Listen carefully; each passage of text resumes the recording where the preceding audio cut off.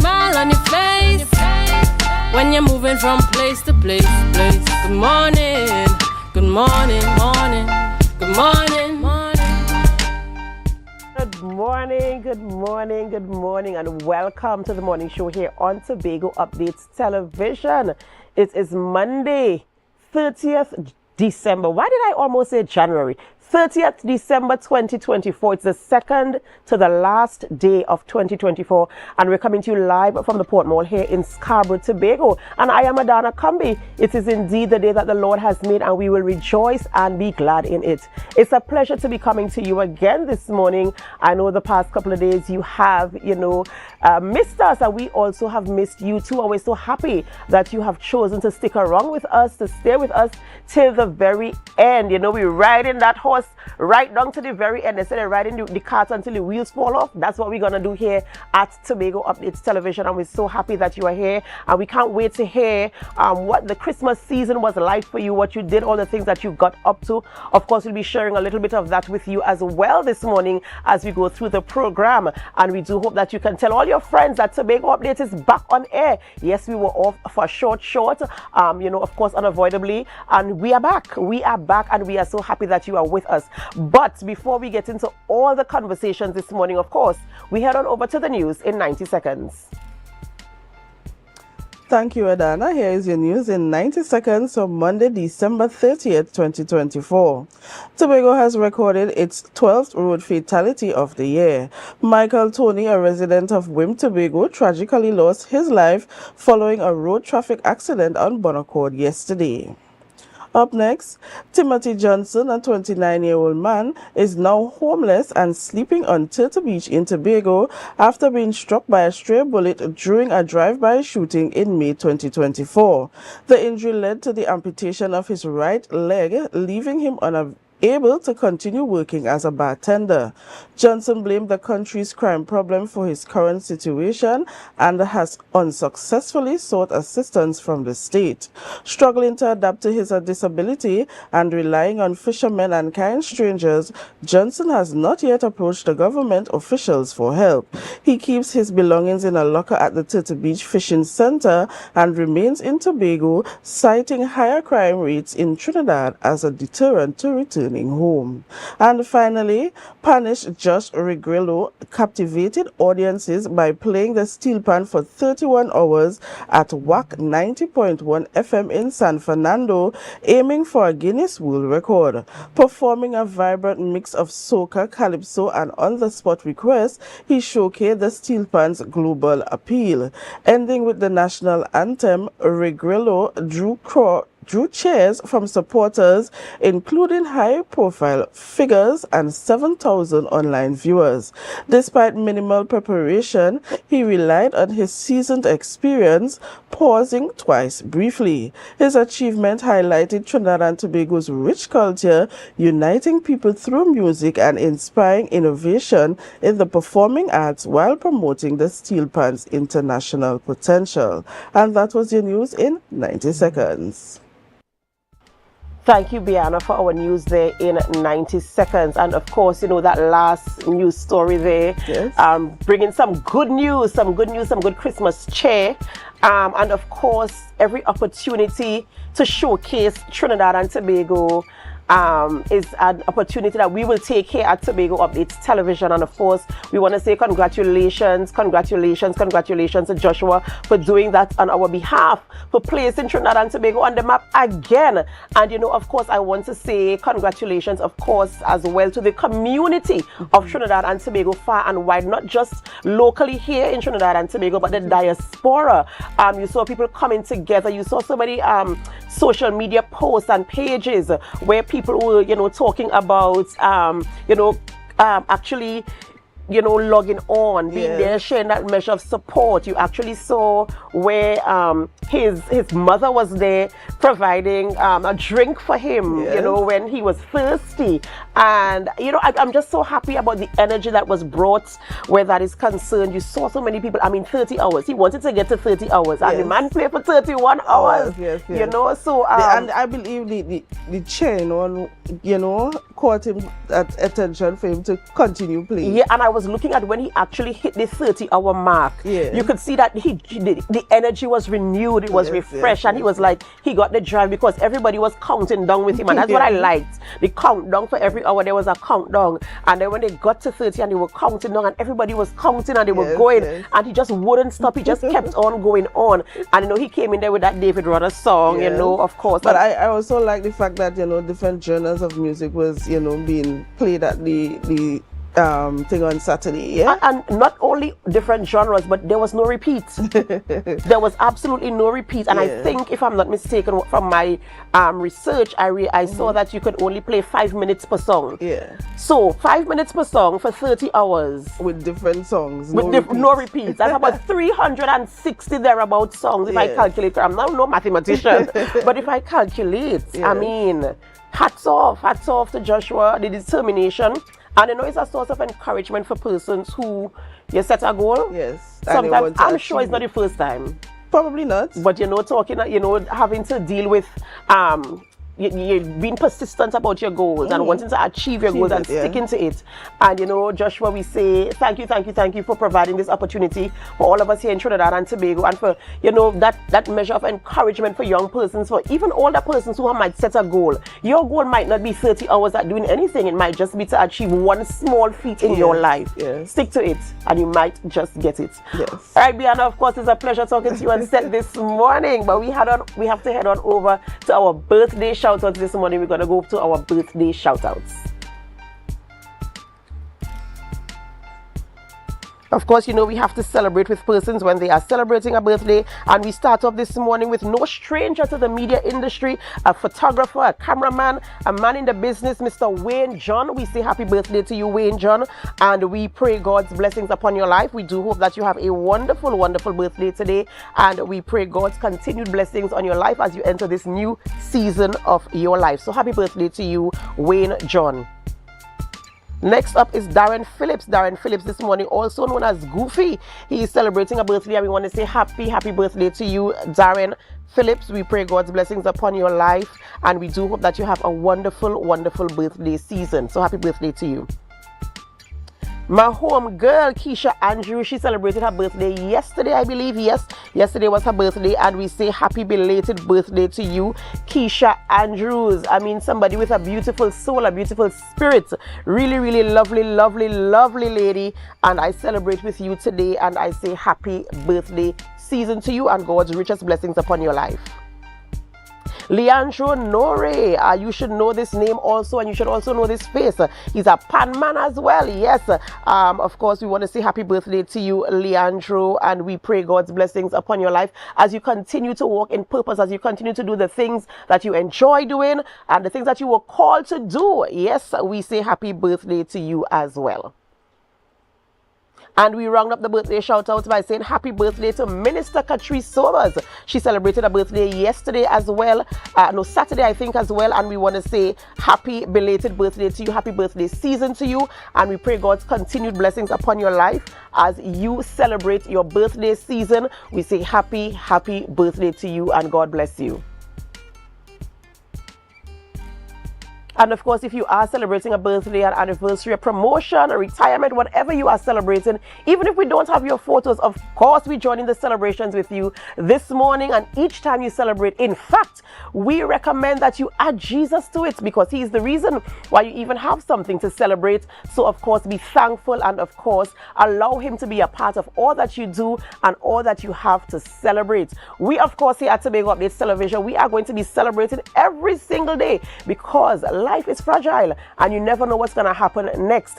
And in studio this morning, I'm telling you, we have a lovely, lovely show lined up for you. We do hope that you could stay with us throughout the entire programming. We're going to be talking about all sorts of things. We might be talking about industry secrets. We might be talking about things happening in the studio behind the scenes, the things that you don't see, the things that you don't get to know. But today might be the day that you get to find out. So we do hope you could stay with us, whether you're viewing us right here in Tobago, in Trinidad, the Caribbean region, the United States of America. Let's shout out to the US of A, Canada, England, wherever you are, Africa, Asia, Australia.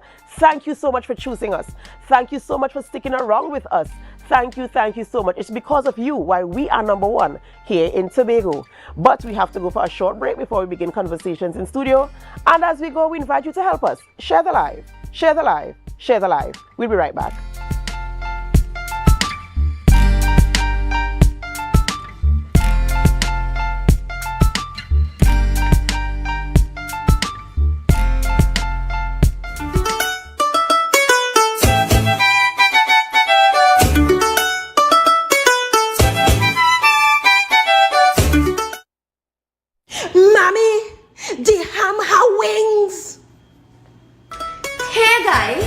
Let me tell you a little story about how my daddy saved Christmas. Mommy, they have Halloween. Let me rewind it. So Miss Karen went to town to make a last-minute Christmas market and shopping on Christmas Eve morning. Early o'clock, like them four that the scroll earlier morning. Now, if you live in Georgia, then you know she could real throw down in the kitchen. She and she Phillips clan. If you know, you really know. That's why Mr. Godfrey must marry she. Anybody who knows Miss Karen knows Christmas is she thing. And she have to get all she spices, she accoutrements, man, everything must be in a gear. But she does transform into a Christmas dragon that does breathe fire if you ever do your part of Christmas cleaning.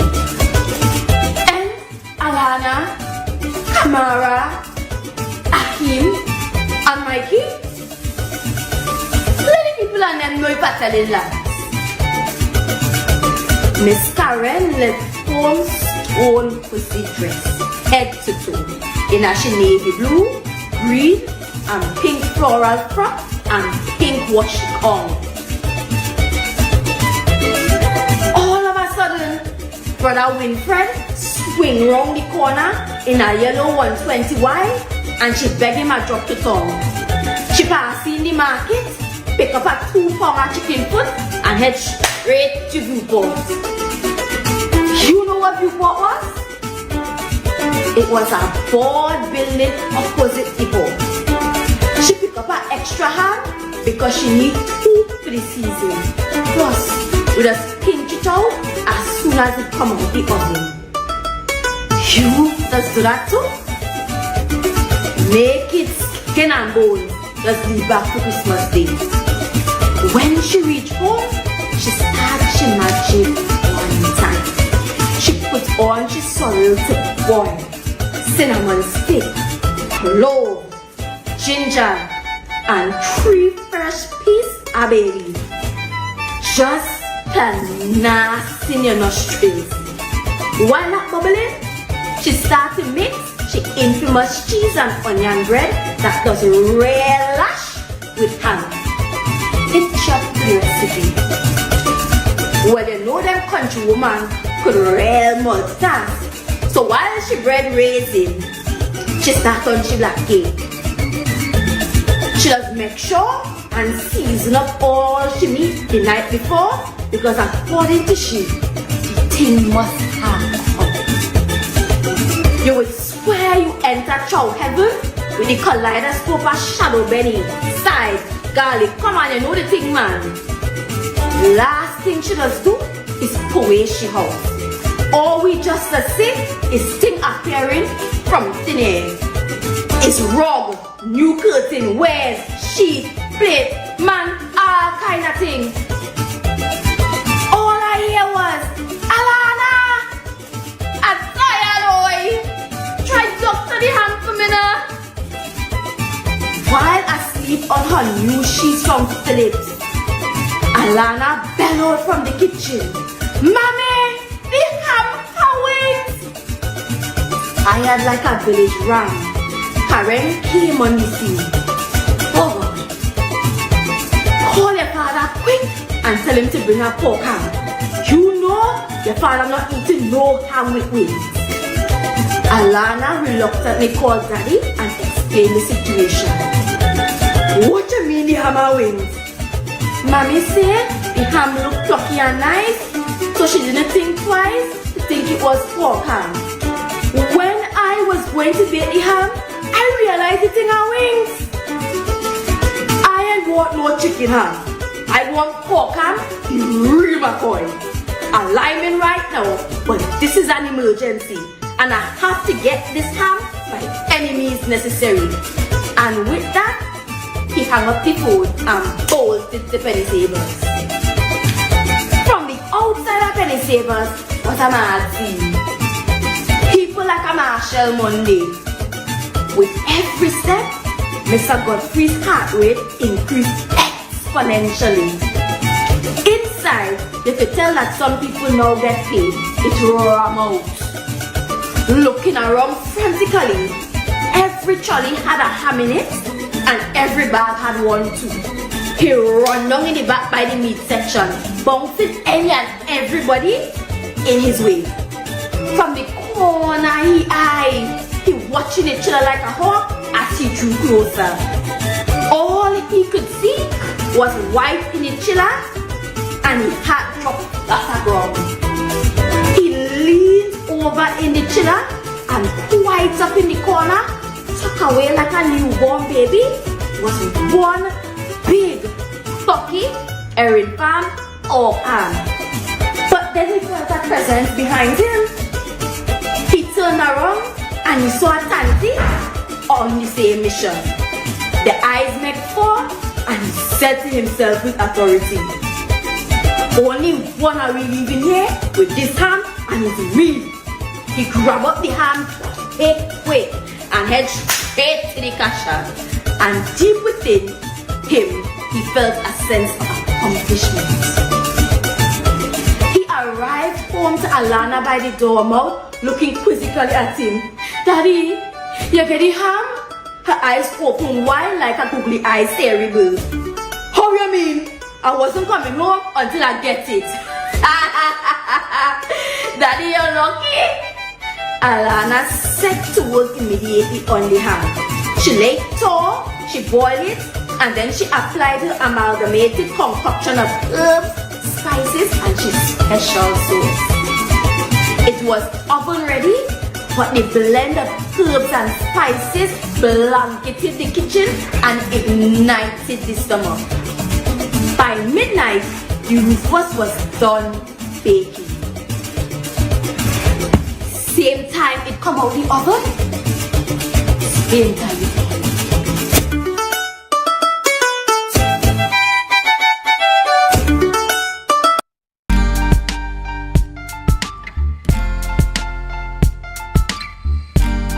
Put a smile on your face when you're moving from place to place. Good morning.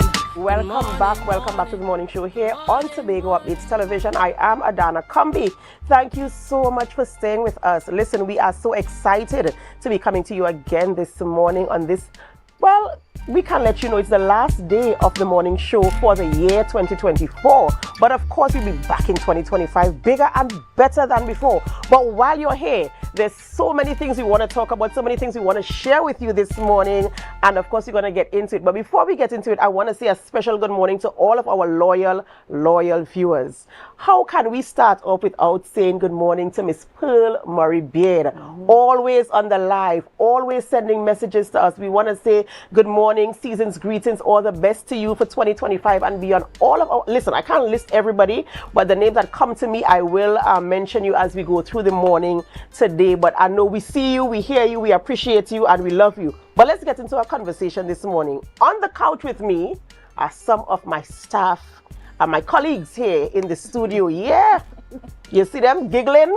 We have my home girl, Biana. This is your news in 90 seconds. The best news you can get in 90 seconds comes from Biana. Listen, we also have Luke, Mr. Luke. Everybody knows Luke. You know, Luke is here this morning, one of our youths, of course, journeying there, doing his degree, doing his thing, representing Trinidad and Tobago, representing young people pursuing their goals. So Luke is here with us this morning, and our own Joshelle, Miss Dan, they call her, here in studio with us this morning doing her thing. So, you know, we're going to be talking about what's happening in the studio, what we do for the whole year, and all these things, you know. Tobago Updates really is a nice place to work. The camaraderie here with the staff, you wouldn't believe it, is really, really amazing. The jokes, the inside jokes we have, if we share them with you, you see, they're laughing. If we share these inside jokes with you, you'll be wondering, are these people bonkers? We might be, but it's what gets us through the processes. I mean, you know, having to get here, our programming begins at 7 a.m. and having to get here to be ready for 7, which means you might have to wake up by 4 o'clock. Have your first cup of coffee. We're talking about me here now. Have your first cup of coffee, you know, and get yourself in studio primarily by 6 at the very latest to get ready for the show. And you know, guys, we had to talk about 2024. 2024 was a challenging year for most of us. Joshua, I know you joined in 2024 as a full-time staff. You were here before as a trainee, and you know, how has it been for you guys in terms of getting to where we are now? Joshua, I want to start with you. Okay, so my experience may be a little bit different from everybody else, right? To be quite honest, I started at Tobago Updates last year. For the July-August vacation, and I kind of fell in love with reporting and writing and basically the way that things operate within the office. And then I came back here again for the July-August vacation again, this time with a little more experience, so I was able to contribute more, and then from the internship straight into studio. So you know, it's all of those little experiences leading up to that. For this year, right, given the fact that I'm still young within the media business, I think I would have done a great job. If I agree, say so I agree. Right? It's very challenging as a young person to take all the world of media. On camera, it might look easy, it might look like you're just talking, but it comes with a lot of practice, a lot of mistakes. So I think that the experience was pretty good, and I'm looking forward to 2025. Absolutely. And you know, I want to agree with you, Joshua. I think that you've done a lot. Joshua is one of our reporters, and Joshua writes the news for us, our 6 p.m., 6:30 p.m. news every weekday.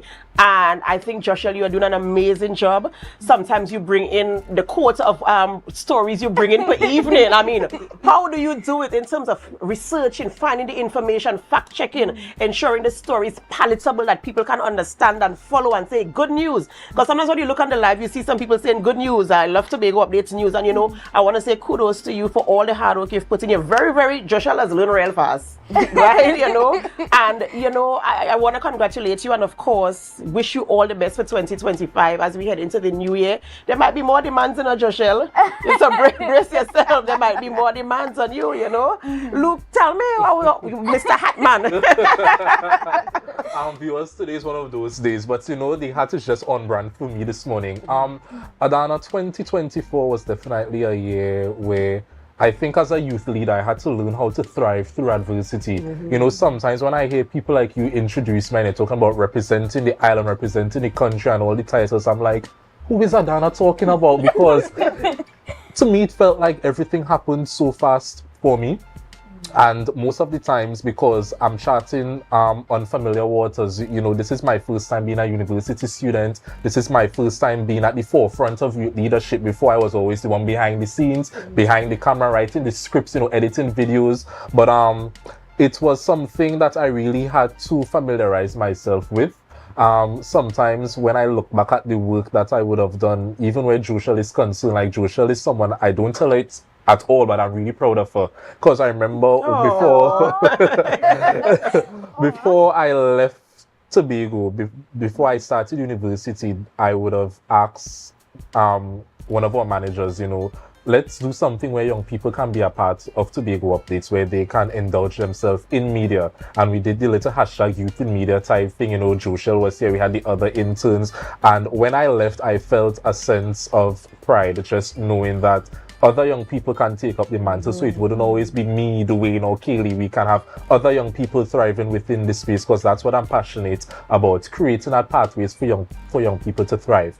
2024, Dana, it was a year. It was a year of learning. It was a year of making a lot of mistakes. It was a year of learning from those mistakes.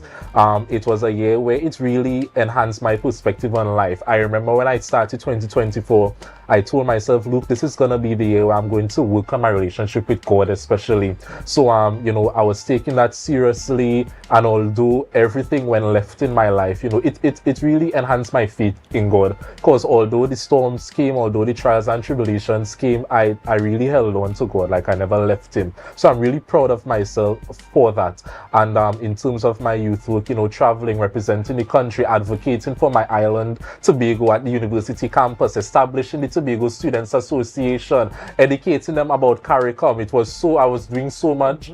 Plus studying for my degree, there were the times where I will call my friends and be like, listen, I just want to give up. I don't think this is for me. Because people look at youth leadership, they look at us traveling, they look at us advocating in the suit and think like, there's some big check at the end of it. There's no check there waiting for me. All of this is voluntary work. So it really comes down to passion and drive and resilience and having that love for your island. There are the days where, you know, you have the naysayers, you have the haters, the people who will want to launch their attacks against you. But I always thank God that he never gave me a spirit of fear. I'm not afraid of anyone. And, you know, I love a good fight. I love to stand up for myself. I love to stand up for myself. So most times when they come and they want to fight a song, especially as Tobagonians, I'm always proud to lead that advocacy campaign, you know, to remind them who they're dealing with. And because there's always this ideology that as Tobagonians we're frail and we're the minority and they can take advantage of us. But I'm really proud that when I started university, I was able to shift that culture to one where they respect us, to one where they are learning about the island from and really clearing those misconceptions about us as Tobagonians. So I'm really proud that through my youth leadership, I was able to advocate for my island, and I will continue to advocate for Tobago because this is where we live, this is our island, and we need to have that sense of pride. So through it all, I hope that I have made my mother proud. I'm sure you have. I hope that I've made my family proud. For the young people that look up to me, that follow me, I really hope that they will take a page from the work that I do and really remember that the message is always bigger than you. The island of Tobago is always bigger than you, and we should always work hand in hand to ensure that we make it the greatest little island on the planet. And you know what I like about your conclusion there, the selflessness about it in terms of ensuring that we give, we put something into the space where we live. And I want to piggyback also on another point you raised. I remember last year we did something similar to this, and you mentioned that you wanted to improve your relationship with God, and here you are telling us, I did it, guys, I did it. You know? Yes, I did it. You know, so I'm so proud of you for that. You know, guys, when we were off camera, we were just chit-chatting in studio as we usually do, and Biana was asking Luke, how do you manage with all the traveling and school? And Luke is like, sometimes I almost miss my flight because my head is in a book. That is how committed Luke is. And I just want to employ young people and anyone in general to be committed to the cause. Be committed to the cause at the end. Although he's not collecting a check now, at some point in time he will be collecting a big fat check. And I will show him this clip. In the name of Jesus. I will show him this clip, and I'm gonna come for my piece. Oh gosh, we're having such a good time in studio this morning, and we're heading on over now to my girl, Biana Bremner, our News in 90 Seconds reporter this morning. And you know, what was 2024 for you like here at Tobago Updates? Well, I'm not much of a talker, right? But after such a speech from Luke, I must say 2024 for me was, though it was challenging, I overcome much of these situations, right? And you know, based on the fact that we were talking about coming to studio and morning time early, sometimes it was a struggle to get up, especially when they see that clock say 4:30 and and you're not here by 6:30, Woods will call, where you know, so that, you know, that drive of, you know, getting ready, coming here, looking forward to, you know, being among the colleagues and, you know, actually bringing the news to the people, it was a joy for me in 2024. And, you know, Biana is somebody who I have favor for. I am, you know, sorry, I love all of you guys, but Biana is my girl. And, you know, the synergy that we share on the morning show is really a beautiful one, and you're doing an awesome job. And let me tell you how awesome your job is. Now, I consider myself somebody who can speak well. I consider myself somebody who can read well. But Olia, the first time they called me to read news at night at 6:30, I said, yeah, man. Now the news is broadcast from 6:30 p.m. So Mr. Wood told me to get here for 5:30. I was like, why? Yes. A whole hour? Yes, Why? because you have to go through your scripts. I roll up here 6 o'clock, 6:15, I roll up here, right? And I see all these scripts on the desk. I'm like, what the hell? On top of that, there is the language in the newsroom is completely different to hosting a program. Yes. It's completely different. Yes. So I had to learn what is a VO, what is a VSVS, what is a now I might be telling out the codes there. What is a package? I need to understand what all these things are. When it's cut, when it's on cam, when it's on you, when it's I'm like, what is happening? And then I'm sitting there and the teleprompter is going and I'm like, oh gosh, how to control this, how to control this. It's a completely different skill sets in the newsroom. Yes, and I respect all the news anchors, I respect the reporters, I respect all you. Because listen, as I say, I consider myself to be pretty alright, but the first time I went in there, I was nervous. I was a wreck. In fact, the director kept telling me, drop your shoulders, because I'm like this on camera. I'm like this, you know, drop your shoulders. But for me, being here throughout 2024, I mean, it was an amazing time. There were so many things I got to learn, form relationships with people, get to understand. I might be able to say something to Bianna, but I can't tell Joshua that because she might get offended. You know, I could pull Luke nose, but I can't pull Aaron nose. Aaron is a director in any case. You know, there are things you kind of learn people. You learn how to, you know, even when I started writing stories, because I had a short stint of writing stories for the news as well, kind of understanding the editors. There might be one you might be able to slide in with a 5 o'clock story for them to edit, but there are others. When you see 3:30 reach, where my stories? You know, they want their stories to edit. So it kind of gave me that opportunity to learn people, to understand people, how to talk to people, how to communicate, and to ensure that we have an environment that is friendly. Yes. Because at the end of the day, waking up 4 o'clock to come to work and be grumpy for the entire day, nobody wants that. Least of all, not me. So you know, it really was an amazing time being here. And of course, the viewers. Let's talk about our viewers. You know, when they come in with all the comments that they leave, you know, they always come in with a good morning, good news, I like this. Even when we have controversial topics that we're discussing and they probably don't agree with what is being said, you could see all the views coming in, the comments coming in. And I kind of like the fact that we can engage our viewers in that type of way, to take them on the journey with us, so that they can feel as if they're a part of what is happening here in the studio. So of course, we want to say shout out to all of our viewers. Everybody who joins us on the live stream, whether it's on Facebook or YouTube, or even if you're looking at us on Amplia 102 where there's no space to really comment. But I'm sure when you're in your living room, you're saying, yes, no, don't do this. Because my parents do that when they're watching TV or when they're listening to the radio. So I know. That is so true. That's right there. So we appreciate you guys so much. And we're so thankful that you have stayed with us throughout the entire year. We have to go for a really short break. And I'm sure by now, you know, when we go for a break, what we have to say? Share the live, share the live, share the live. We'll be right back.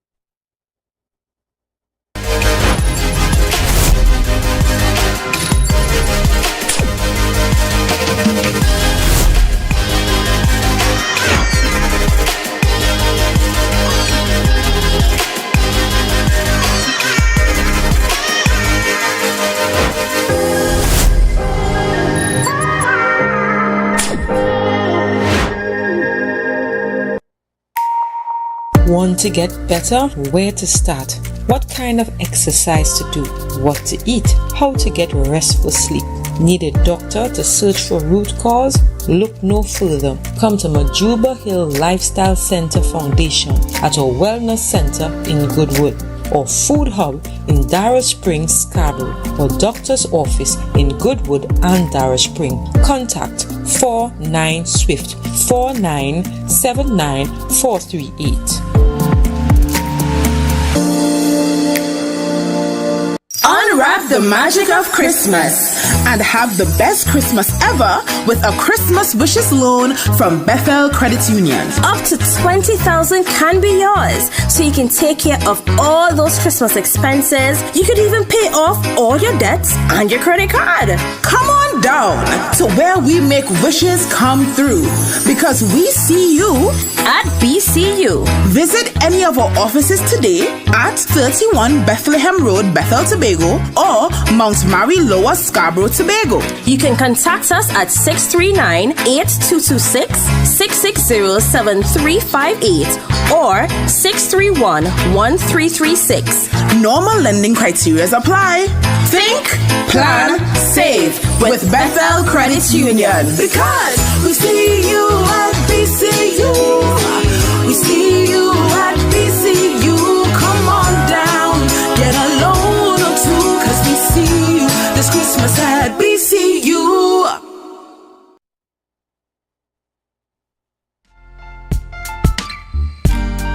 Put a smile on your face when you're moving from place to place. Good morning, good morning, morning, good morning, morning.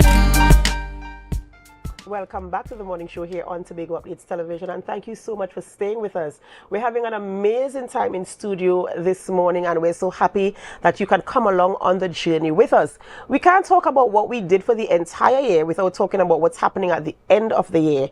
And in studio with me this morning is Miss Ria Sampson, and she is the events coordinator at the Magdalena Grand Beach and Resort. And this morning we're talking about what's happening there for all years into New Year's. Good morning and welcome. Morning everybody.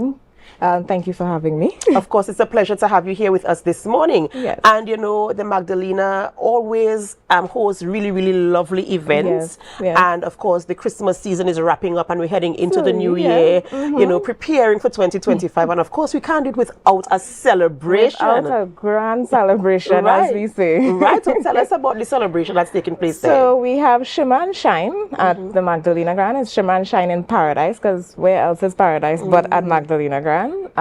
We are going to have a premium all-inclusive party.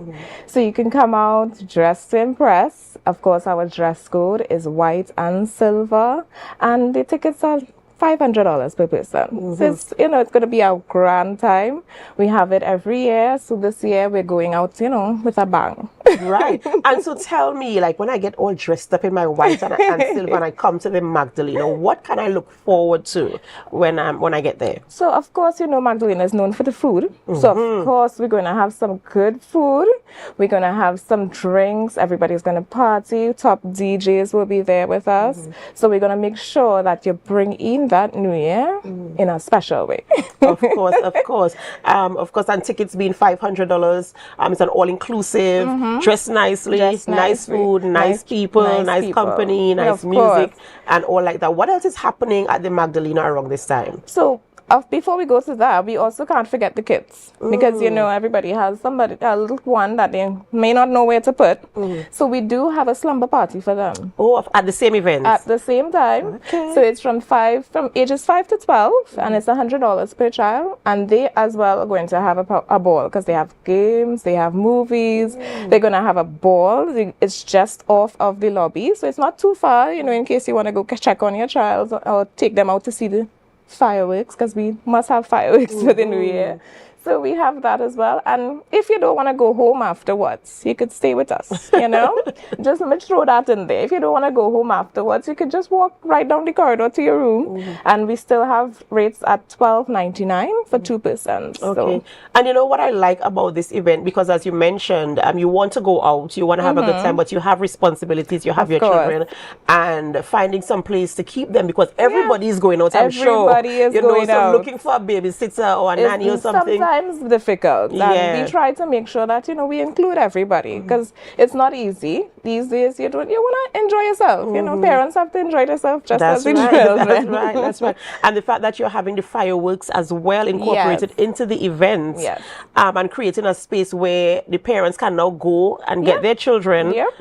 Look at the fireworks, and of course, look at the fireworks. Go back to your party after, because we're continuing with our celebration. Of course, because we start at 10 o'clock, and of course, you can't just finish right at midnight. So we're going to take it a little into the new year and make sure that everybody is enjoying brings in that New Year's in a special way. So, the song's really, really amazing, and I do hope that people will come out and celebrate with you all as well, of course. And for me, especially as a parent, that's situation where you know where your child is. Of course, you don't have to worry too much. You can always go and peep on them. Always go and peep, and I think they have more fun than the adults sometimes, because we had them last year and they had a ball. So I think they have more fun than us. But hey, at least they're close by. That's right. So what else is happening at the Magdalena? I know you all do a beautiful breakfast buffet. And so tell us. We still have buffet going on. Christmas is still in the air, so we still have buffet breakfast going on. If you want to come, we still have brunch, and of course for the New Year itself, New Year's Day, we will have a brunch happening. So your business can come out still. You don't have to cook. You might be a little tired from the party, so you could come out and have breakfast with us or have brunch with us as well. Right. The Magdalena is doing amazing things, and we're always so happy to have you guys in studio with us. But I know you have a little thing that you want to do this morning. Of course. So we have a ticket to give away. We must have somebody get a ticket today. So the question is very simple. What's the name of the party and the time that it's starting? So can you remember the name of the party and the time that it's starting? You can WhatsApp your answers to our number is 285-6597. WhatsApp your answer to 285-6597. If you know the answer, the first correct answer coming in, you are 284-6597, 284-6597. The first correct answer to come in, of course, you might be the lucky winner. So WhatsApp your answer there, the name of the party and the time it is starting. I want to make it a little bit more difficult, but gosh, no, we want to give away the time. I understand. And that's the thing also I have to commend the Magdalena for as well, always giving back. Yes. Whenever you come, especially on Tobago Updates, and you promote an event, there's always something that you give back, and we really appreciate you for that. And we look forward to continued partnership with you in terms of what you're doing on the island of Tobago, and I do hope that people come out to the event and they support the Magdalena. I hope to see everyone there from Tobago, by extension Trinidad. Those who are coming up, please feel free to come up. The tickets are being sold at the resort, but you can also go on Island e-tickets and get tickets as well. So it's up to you with your choice. All right. And is it the same? Can you pay on entry when you come in? Yes. Of course, if you want to last minute and you decide to come, yes, we can still take you you pay on entry. But tickets are going fast, so I would hope you get your ticket first. Right. And on entry, is it the same price? Same price. All right. Yes. All right. So there's things happening in the atmosphere down at the Magdalena Grand. Of course, I want to wish you the very, very best. And as soon as we get that winner, you can collect your tickets, at the Magdalena Grand, of course. Thank you so much, Rhea, for coming this morning. Me. I look forward to seeing everybody there. I hope you are coming as well. Okay.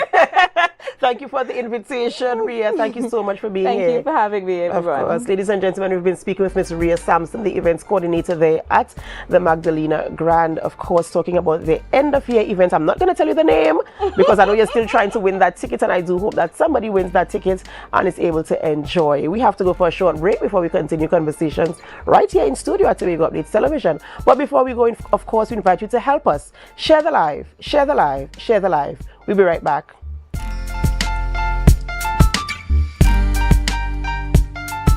It's the season of unforgettable, magical moments together. A song that reminds us of how our love blossomed.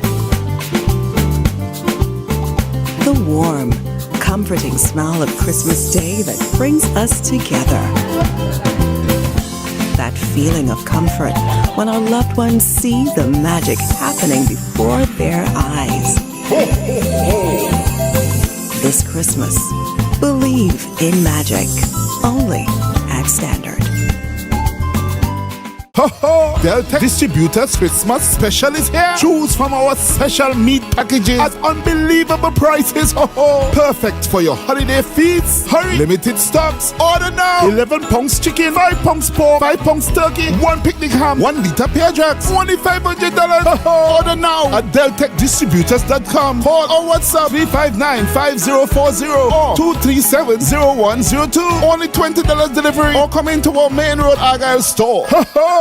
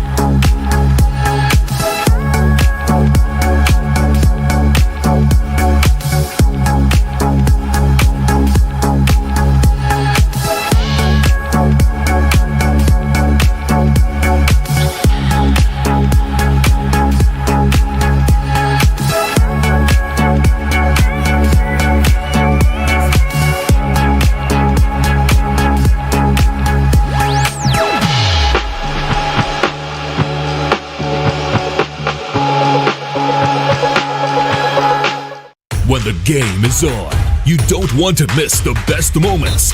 With Amplia TV, you can enjoy our ultimate sports package and watch your favorite games on the go. Stay connected and informed with sports news, scores, and stats with Amplia's fastest internet speeds. Up to 1 gigabyte fiber internet, you can stream riveting football action, cricket, NBA games, and much more. With Amplia, it's game on. Visit amplia.co.tt or call 800-4663. Amplia. Do more, live more.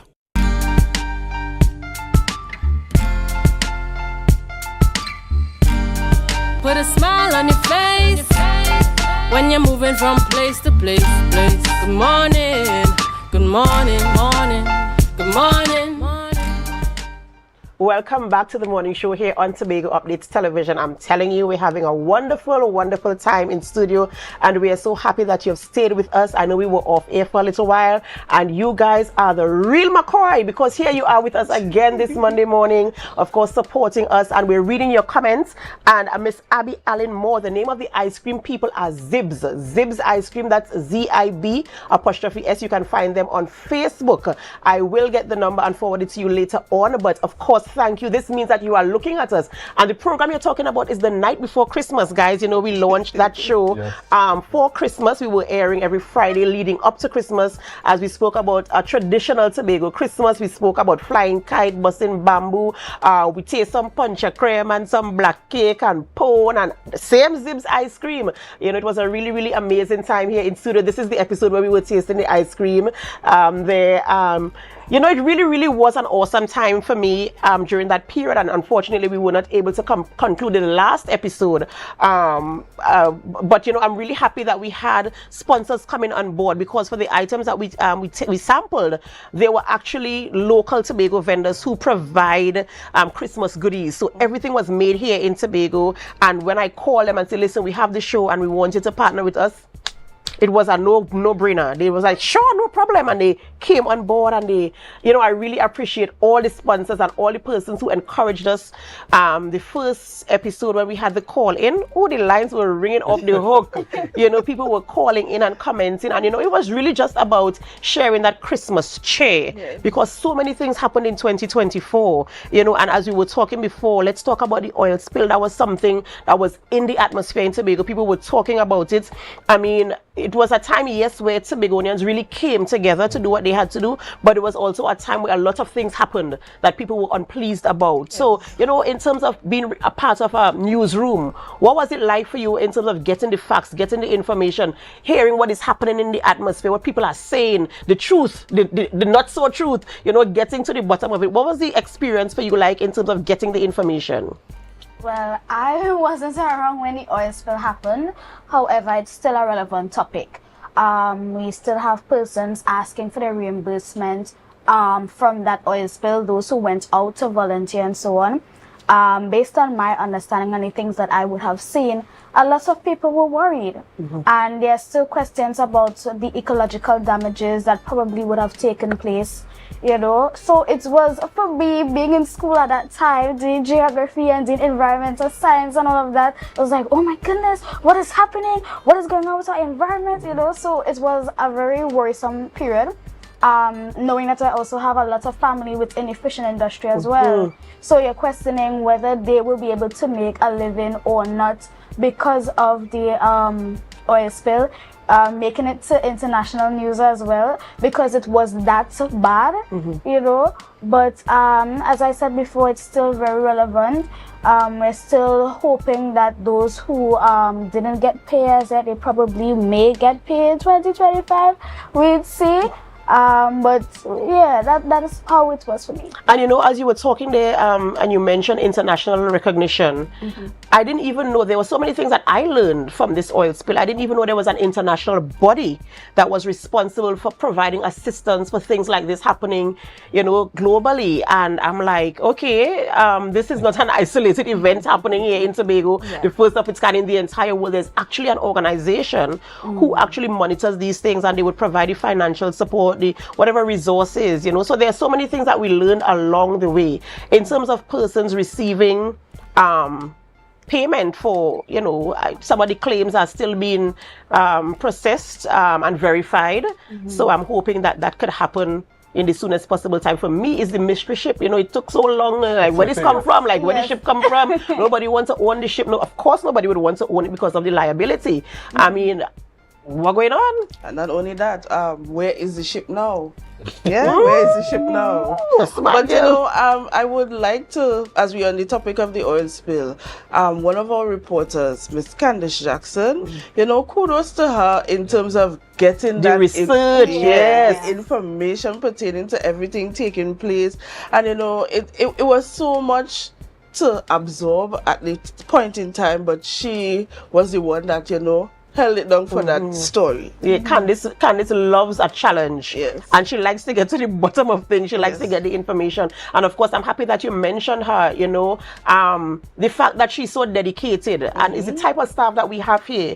We really put ourselves into what we're doing. Even sometimes when we have to improvise on set, sometimes it really happens very, very often. And if you look in the background, you will see the producer in the back there shaking his head because he knows the truth. You know, sometimes we have a plan. We have a plan. This is who we're talking to today. This is how it's going to roll out. This is what's going to happen. And then when you come, boom, well, sorry, the guests can't make it again today. So, Adana, on you in 5, 4, 3. And I'm like, what? Good morning and welcome to the morning show here on Tobago Updates Television. And we just roll out to the show. Part, Adana. Let's go. Listen to me. When you see the countdown starts and it's time for us to start the show, let's go. This man is walking around the entire studio looking to see what people are doing because we have to go. Look at the time. We have to go. Let's go. You know, and you know, it really is an amazing time in here. And you know, another time, it was tragedy. Yes, our neighboring island in Grenada, especially, and Carriacou, Petit Martinique, they were hit really terribly by beryl. And that was a time again when the staff came together. We spent the entire day, well, Biana and I, we spent the entire day in here, and the director. And Luke as well. Luke was on the outside. Luke was outside because she was in Charlottesville. Luke and Candice were on the outside with the cameramen, and you know, we spent the entire day bringing the updates, you know, to you. And Luke, you had some incidents taking place as well. I think that was. Our producer was very lucky to get on to me that morning because I remember it was close to 2 a.m. I'm getting ready to go in bed and I'm seeing a call from Mr. Wood. We need you to come out. I was like, come out where?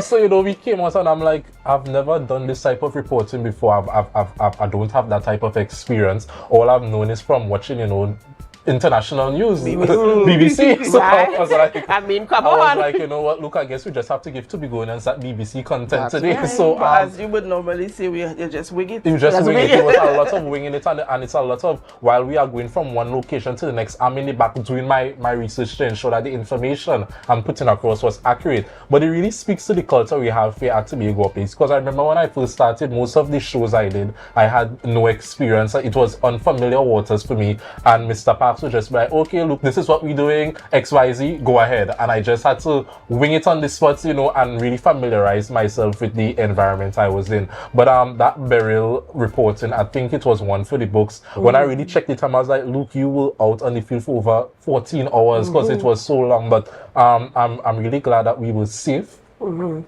really happy that we were able to relay that information the way we did. You know, one of my friends from St. Lucia, she called me and she was like, look, I felt like I was watching a movie because every minute it was like... So yes, that was a really interesting experience here at Tobago Updates. Yeah, I really, in as much as it was what it was, I really enjoyed it. As you mentioned, the culture here at Tobago Updates, giving people that opportunity. I mean, you might not know you have a skill. Throw you out there and see if you can swim, you know. Yes. And somehow we just managed to swim by the grace of God and by the the camaraderie we have and the support that we get from each other. Because I remember when I just started writing for news, I didn't know. I just thought you just write the story. I remember we were talking, Brianna, we were talking about the first time we wrote, and we write everything verbatim. We wrote out every single thing. And I was sitting there at the news desk, and I was writing. I was like, Joshelle, although Joshelle is new also, she of course came in as a reporter, so she had that. So I was like, Joshelle, how do you do this? Joshelle, how do you do that? And she sat there and she's like, all right, no problem, you just do this and you just do that, in that little nice friendly voice.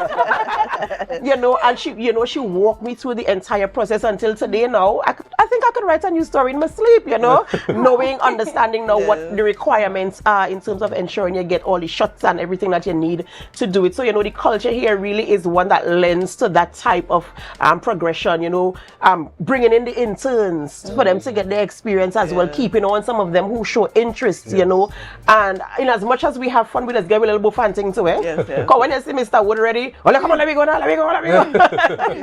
Oh, come on, man, But we really do have a wonderful time here in studio. What are some of the other things that we did that kind of stood out in 2024? Well, we started off the year on a kind of sad note in terms of, losing an icon, which was Mr. Charles, as well as Mr. Basio Pandey, and Miss cultural icon, Miss Kenetta. Yes, Bob as well. Auntie Kenetta, yes, we lost some icons along the way. Yeah, and when you think of these people and you think about the culture of Tobago, as Luke was mentioning, highlighting Tobago in that kind of way, you have to think of these people who are the pillars. They are the ones who came before and they kind of set the tone. And I really want young people to do some research and to understand who we are as people. Not just looking for employment or experience somewhere, but to really understand who you are as a person and what you can bring to the space based on who we are as Tobagonians. I feel like as if some of us kind of forget. We look at the Western world and we want to be so westernized. Oh gosh, I want all the, sometimes you spend hours on TikTok and you want to get this and you want to get that and you want to do that. But why don't we put something there for somebody else to want as well? So we have to remember those people as well. We have to remember our icons. And we just have to become the best version of ourselves. Another thing that happened here on the island of Tobago, we seen, especially with the new Festivals Commission CEO, we know what happened in April. Since November, we know what happened in April. True. So, we're seeing some changes happening on the island, and we welcome it. We're here for it. Some people are already planning their outfit for what happening, in things, But, these are the things that we will continue to identify, we'll continue to cover, we'll continue to bring to you. And of course, we want you to always be a part of the conversation. Because as I always say, every time we come on air, without you, we do not have a show. It's because of you why we are here this morning babbling on. Thirsty mouth, and I'm saying this for the producer to hear, I am thirsty. I wish we had some sorrel this morning, but you know, next time, of course, we're gonna have that. Before we go, I want to touch on a 5-letter word that it's probably a topic all over the world, but in the space of Tobago, that 5-letter word is crime. You hit real hard with that.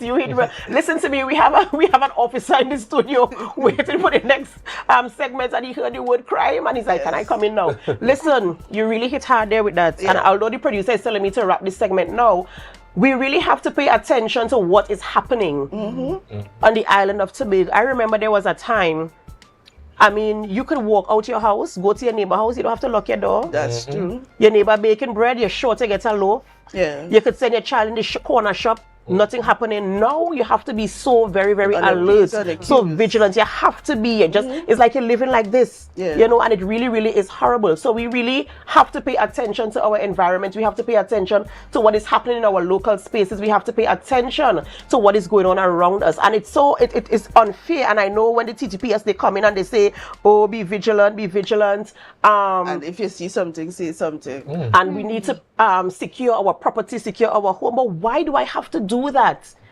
Let us talk to the criminal element. Yes, I know I have to protect myself, but let's deal with the criminal element and make sure that Tobago can be a safe space once again. Yeah. We have to go for a short break before we continue because my producer is in the back there and he's telling me to read my messages. So here's what's going to happen. I'm going to read the messages. This is what happens. This is actually what happens. You don't get to see these things, but I'm telling you, when we sit here, this is what happens in studio every day. Okay, so here's what.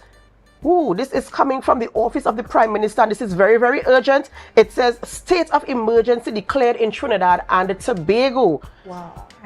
Pursuant to Section 8 of the Constitution, pursuant to Section 8 of the Constitution of the Republic of Trinidad and Tobago, Her Excellency Christine Carla Kangaloo, or RTT, President of the Republic of Trinidad and Tobago, and Commander-in-Chief, has, on the advice of Dr. the Honorable Keith Rowley, Prime Minister of the Republic of Trinidad and Tobago, declared a state of public emergency, being satisfied that the circumstances of Section 8(2)(c) of the Constitution exist. The circumstances warranting the declaration of the public emergency are based on the advice of the Trinidad and Tobago Police Service to the National Security Council of heightened criminal activity which endangers the public safely. This is not the way we want to end the year, but this is where we are. Very, very sobering. Wow. Yeah. This is not it, Trinidad and Tobago. This cannot be it. 615 murders. 26 this cannot be it. 26 murders in Tobago. Yeah. Unheard of. Yes. This cannot be the way. There is a better way. This is not who we are as people. And this is poor raising. And listen, I don't know. We have to go for a break, but stay with us. We'll be right back. Share the live, share the live, share the live.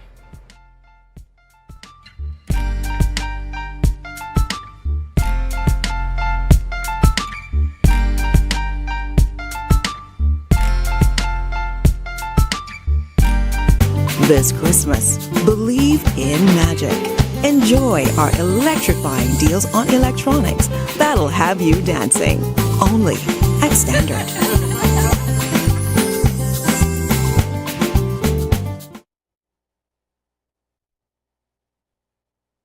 Unwrap the magic of Christmas and have the best Christmas ever with a Christmas Wishes loan from Bethel Credit Union. Up to 20,000 can be yours, so you can take care of all those Christmas expenses. You could even pay off all your debts and your credit card. Come on down to where we make wishes come through, because we see you at BCU. Visit any of our offices today at 31 Bethlehem Road, Bethel, Tobago, or Mount Mary, Lower Scarborough, Tobago. You can contact us at 639-8226-660-7358 or 631-1336. Normal lending criteria apply. Think, plan, save with Bethel Credit Union. Because we see you at BCU. We see you at BCU. Come on down, get a loan or two, cause we see you this Christmas at BCU. Jingle bells.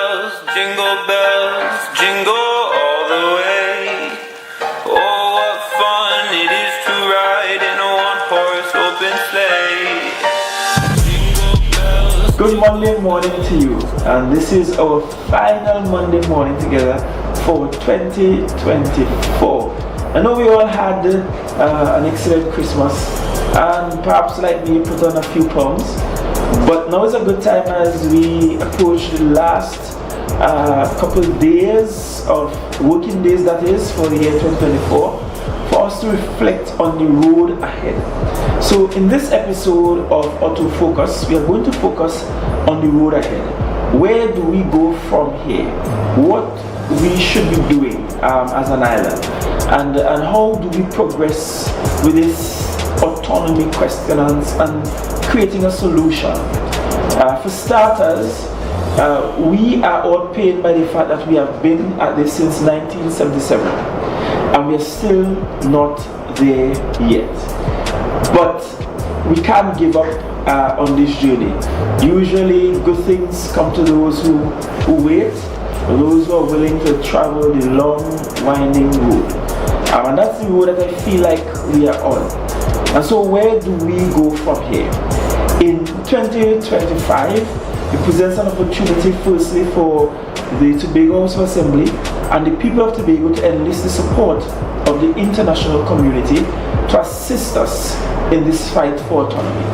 The reality is that Trinidad and Tobago, we are signatories to the right conventions at United Nations, particularly those that speak to the right to self-determination. And because we are signatories to those conventions, it means that we can enlist the support of the United Nations to mediate this issue going forward. We can also use international partners and rely on them to help advocate on all our behalf for this matter.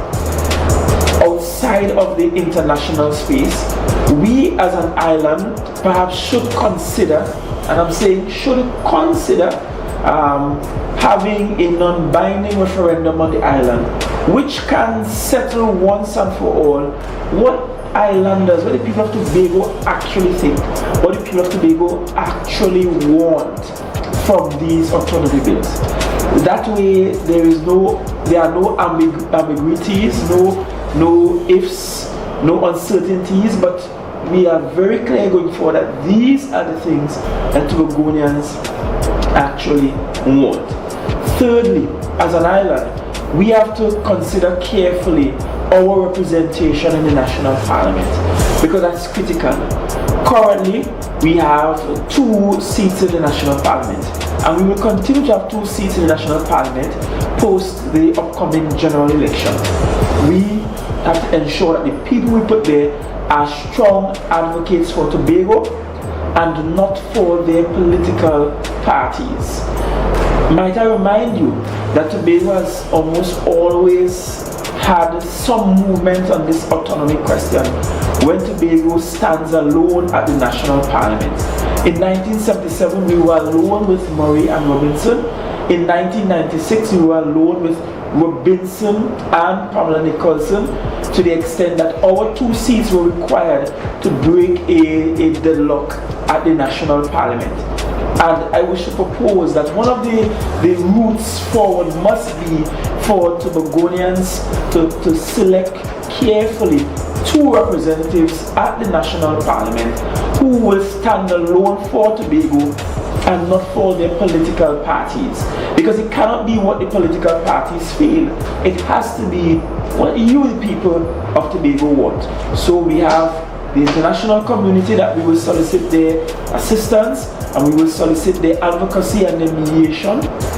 Secondly, we will ensure, or we will look at the possibility rather, of a non-binding referendum, and that's because we don't have the powers within our laws to actually have a binding referendum. So a non-binding referendum can be both a political and academic exercise that we engage the entire island in, so that we will know for sure what Tobagonians want by simply polling all adult Tobagonians. And thirdly, option that we cannot ignore is selecting the right members of parliament who will be the strongest voices, strongest advocates for us. And I propose that we select people who will be there to represent Tobago and do not just their political parties. And so as we close off 2024, I know 2025 might seem uncertain for the autonomy question, but we can't give up. We are not there yet, but I assure you we will get there someday.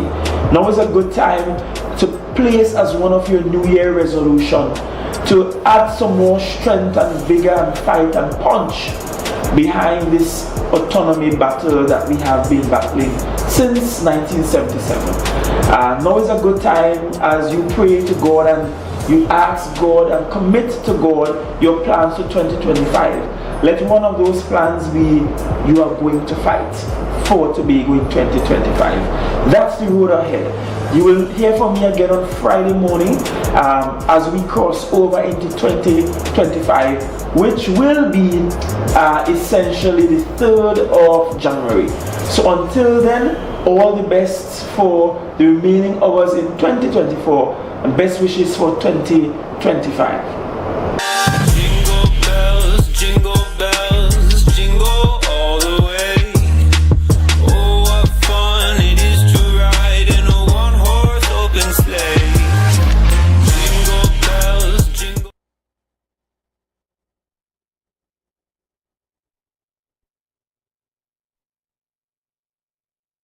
Their move, and this morning we are talking about that and lots more with Inspector Dexter Miller, who is going to give us our TTPS update this morning. Good morning and welcome.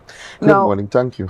Now, I didn't want to rush to revealing to everyone, especially those who are unaware, but by now they should know that a huge announcement has been made this morning as the government responds to the rise in crime rate by announcing a state of emergency.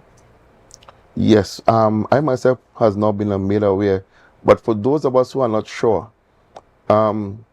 it's a period of public emergency made by the president. Within 3 days, she will present to the Speaker of the House the specifics of that proclamation. And that period by law under the Constitution, Section 9, is 15 days. So on advice of the Prime Minister, the President would have made that proclamation.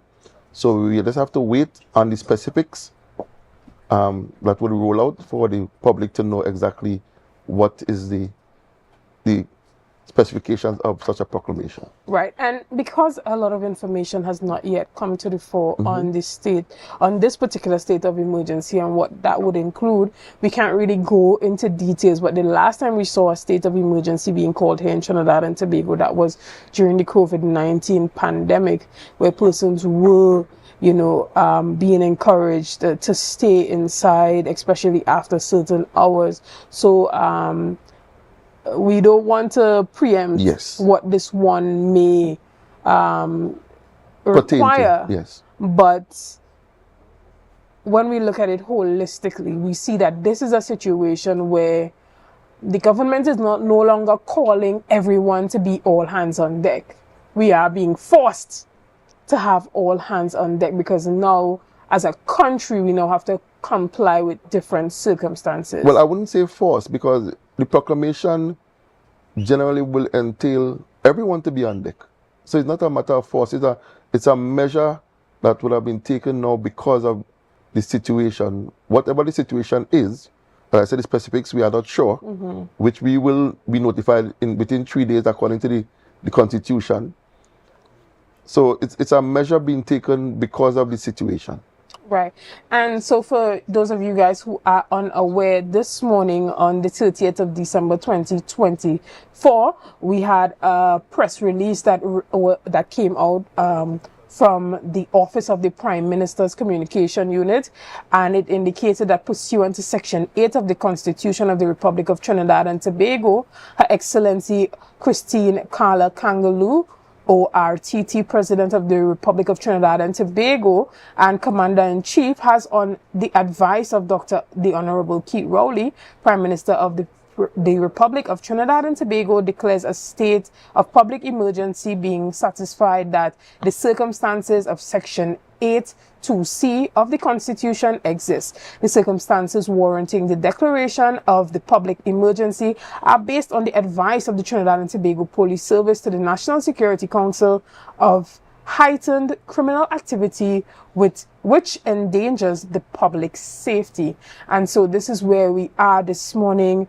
I think for many of us, we are just coming down from that holiday vacation, and we are still in that awe of the mixing the sorrel with the ginger beer, you know, and everything else. So this morning coming and hearing that, it's very sobering to think that while some of the population might still be in a situation where they're wondering if they should show up to work this morning because we're still in the holiday season, something bigger is happening.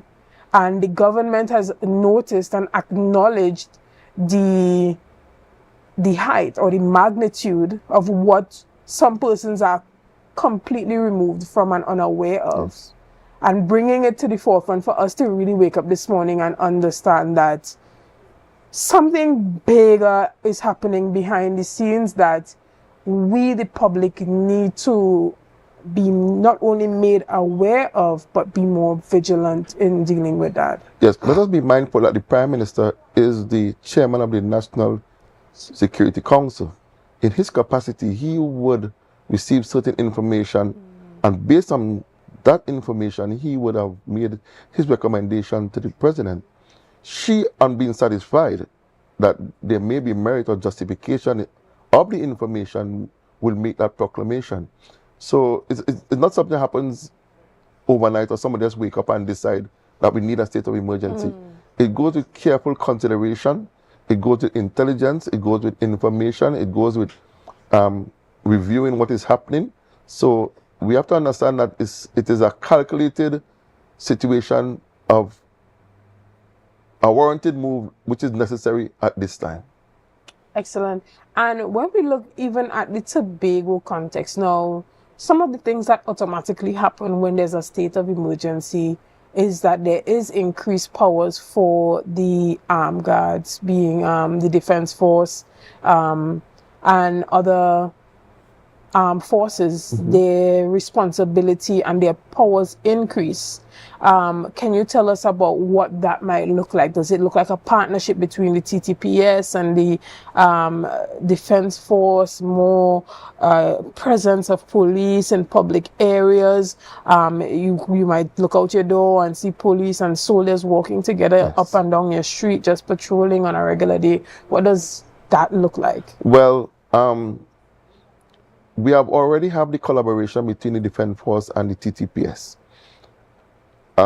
With this state of emergency being called, I know the Commissioner of Police and the Chief of Defense Staff would now receive specific instructions to initiate certain plans and put certain programs into practical context. So we would see a heightened presence of both, or all the agencies for that matter, under National Security 1.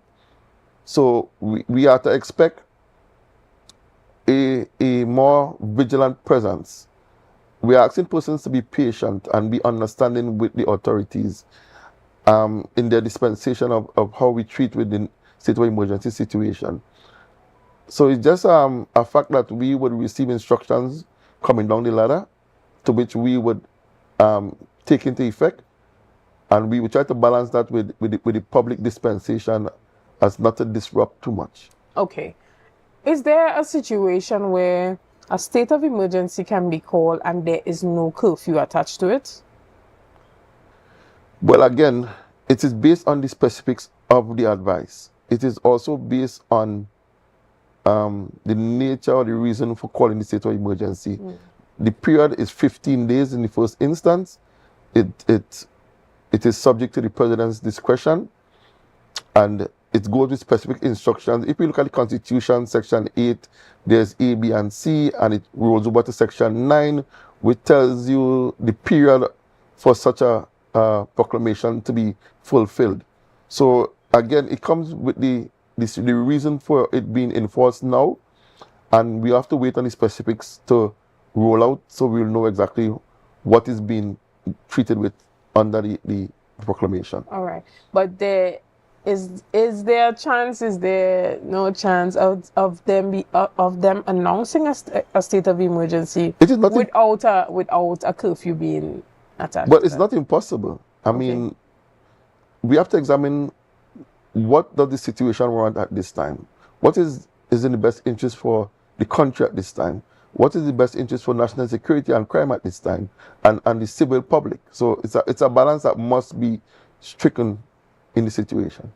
And even with the economic circumstances and having the business community just trying to become stable moving forward into 2025, and the projections, and even with comments that the Prime Minister would have made in terms of having to be a bit more conservative with the national purse up until 2027, would this state of emergency have a negative impact on the business community?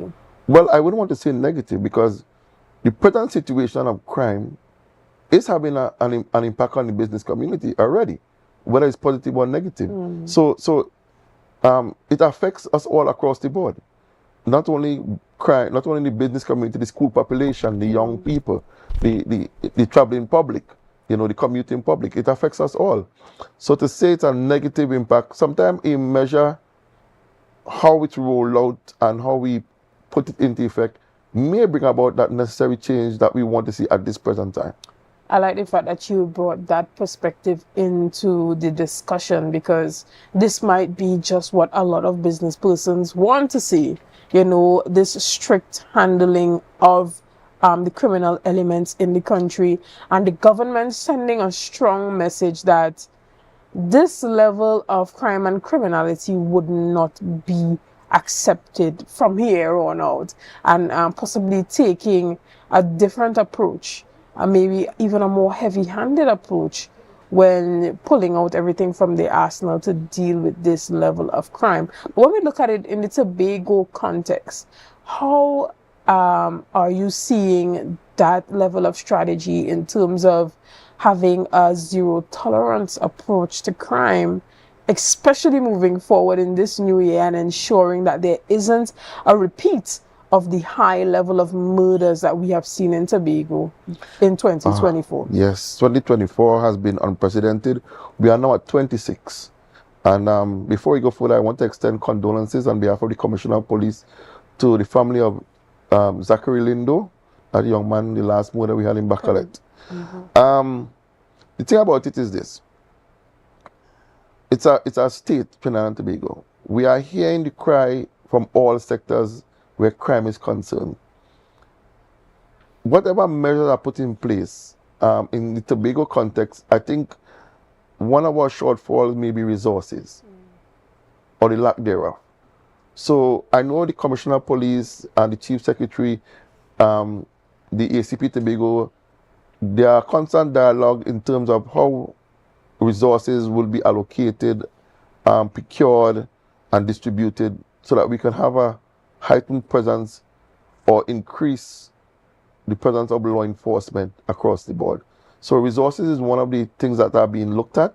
It's being targeted, it's being treated with, and we expect a greater presence and a change of situations where law enforcement is concerned come 2025. There's also new initiatives and programs that are being put in place currently that will bear fruit as we roll over into the new year. So there are things that are in the pipeline, so to speak, to bring to fruition some forward in the situation. Excellent. And when it comes to creating a heightened level of public confidence in the police service in Tobago, what are some of the strategies that your team has been implementing to get people confident in the work of the TTPS again, specifically coming out of a year where there was a number of murders happening in Tobago? Well, programs like these, and we want to thank Tobago Updates for allowing us to partner in the communication. We have walkabouts in our communities. We have town meetings. We have our station council meetings.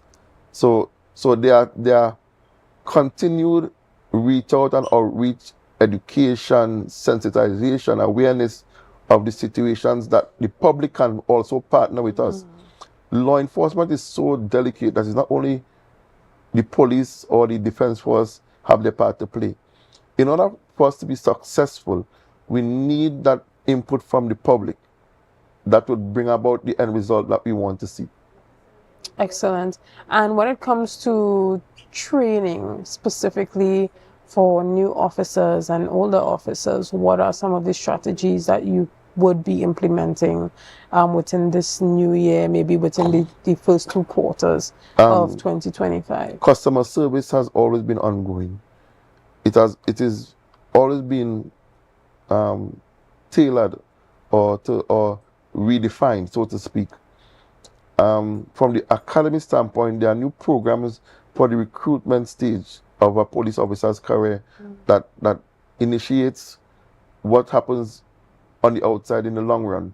For the older officers, there are constant training in terms of how we treat with members of the public, how we treat with speaking to them outside there, addressing their concerns, going the extra mile. So there are programs that are ongoing now that we are looking at to have that change constant and revolving. Right. And even as we wrap up our discussion this morning, is there anything you want to say to the public and specifically businesses that may be worried about the negative impact that this state of emergency may be having on them? Well, as I said before, the state of emergency may not be negative. We have to know how we're looking at it and wait and see what is the specifics. But as we come to a close, it's the end of the year.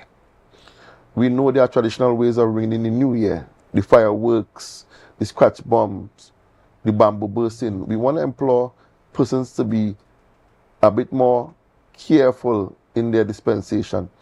Be mindful about children and fireworks. The minors, treating with the fireworks, use them in open areas. Always have a guide for them. We also want to implore persons who partying to have a designated driver. The road safety aspect of it, sleep deprivation, because we want to be partying the whole day, whole night. If you are deprived of sleep, please try not to go behind a steering wheel.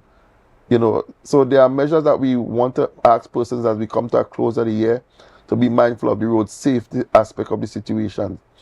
Allowing the children to fly kites in the no-zone areas in and around the airport, be mindful of the electric wires and so on.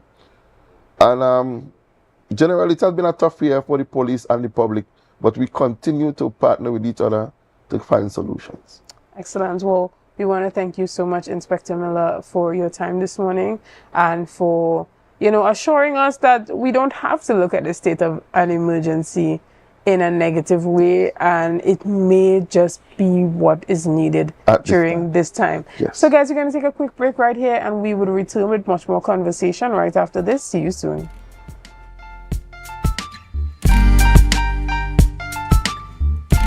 It's the season of unforgettable, magical moments together. A song that reminds us of how our love blossomed. The warm, comforting smell of Christmas Day that brings us together. That feeling of comfort when our loved ones see the magic happening before their eyes. This Christmas, believe in magic, only at Standard.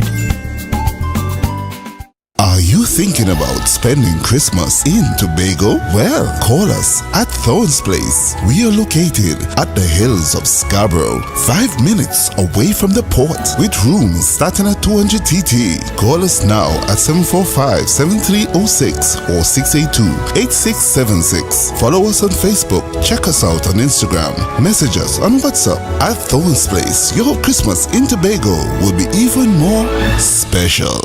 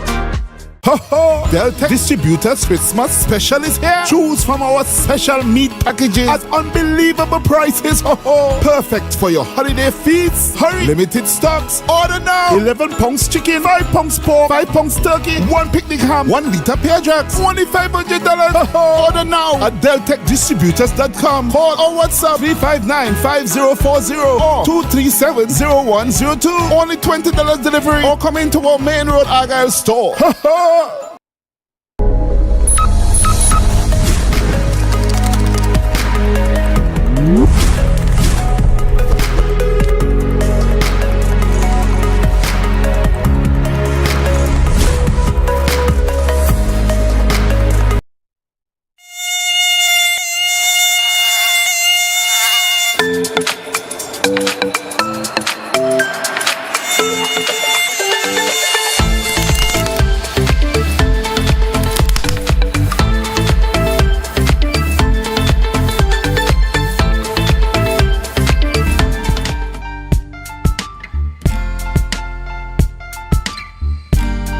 Put a smile on your face when you're moving from place to place.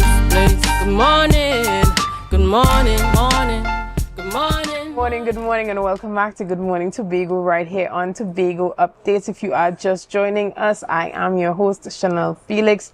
You know, we're very serious sitting here. We're having the conversations that you want to have while I ask those questions that you want to that you want asked. But this morning we just concluded a extremely interesting conversation, noting that the Office of the Prime Minister just made a public announcement that there would be a state of the emergency. Now there would be a press conference happening at 10 a.m. So we hope to receive more details on what that state of emergency may look like, and when the president makes her proclamation, we will have the information on the details as suggested by Inspector Miller. But this morning, as we continue our discussion, I have the privilege of also sitting this morning with Pastor David Elder, who is the coordinator for the Tobago Bible Marathon. Now, you may know that the Tobago Bible Marathon is having its 12th edition. Yeah, that's right. 12 years now, and this year is like no other. This year they are having 5 days actually of the Bible Marathon, and this morning we are excited to talk about continuing in this tradition as we ring in the new year 2025. Good morning, Pastor, and welcome. Good morning, Ms. Felix, and good morning to all the Tobago Updates family and to all our wonderful Tobago community. Thank you for the opportunity to be here. Christmas greetings and Happy New Year and God's blessings to you all and all our Tobago residents. Right, and the Tobago Global Bible Marathon is not just something that happens in Tobago. It happens globally, and it's also virtual. So persons that are outside of Trinidad and Tobago can also be a part and experience this marathon. Tell us about what this Bible Marathon is going to include, what time it's going to start, and what can persons really look forward to this year? Yes, as we started in 2014 here in Tobago with the Tobago Bible Marathon, and the global dimension of it began to unfold around 2020.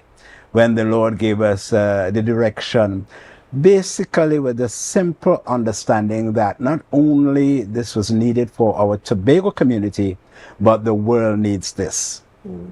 But in 2014, when we started, the pastors of the Pentecostal and Evangelical churches of Tobago, more than 50 churches, and the Christian organizations like the Gideons and the Prison Ministry and others, we join in a marathon reading of the wonderful Word of God, the Bible. From Genesis to Revelation.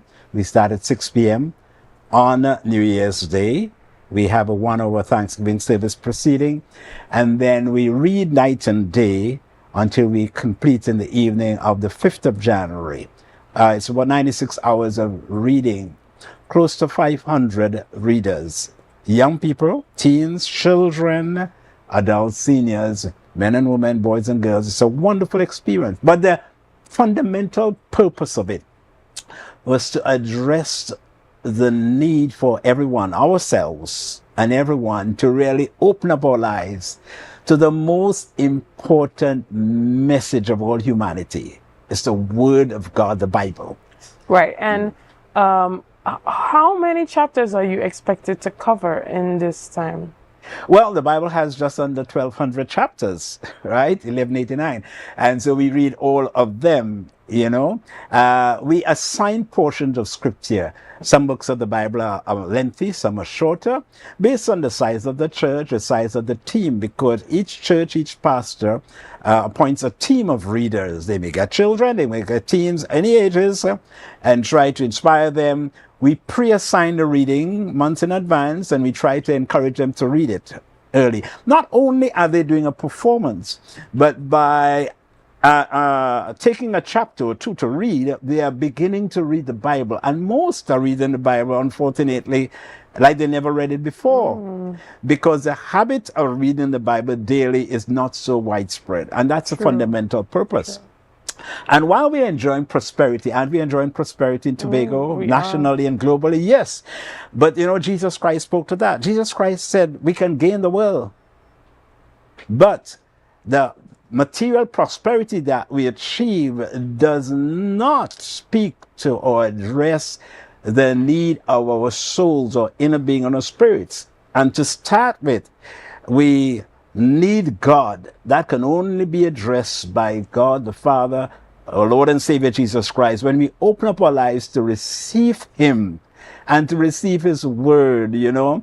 And so when you go to Sunday school and in various forms in the community, when you're exposed to the Bible and learning the Bible, it impacts your life when the Word of God is sown in your life. And that's why we continue to do the Bible Marathon yearly. It's because there's a need that would exist until the end of our lives, until Christ comes.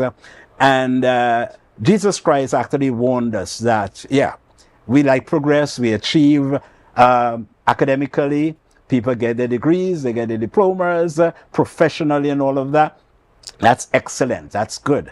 But the needs of the spirit and the soul can only be addressed through Christ and His Word.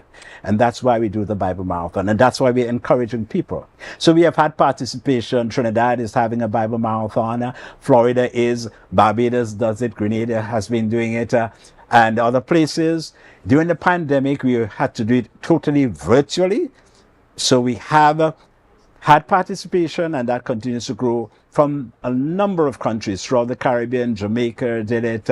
We had Kenya involved, and we are spreading that. So from the Tobago launch of it, we are now encouraging that globally. The church is found globally, but the universal challenge is that the majority of people in the world and even in the church, unfortunately, do not read the Bible.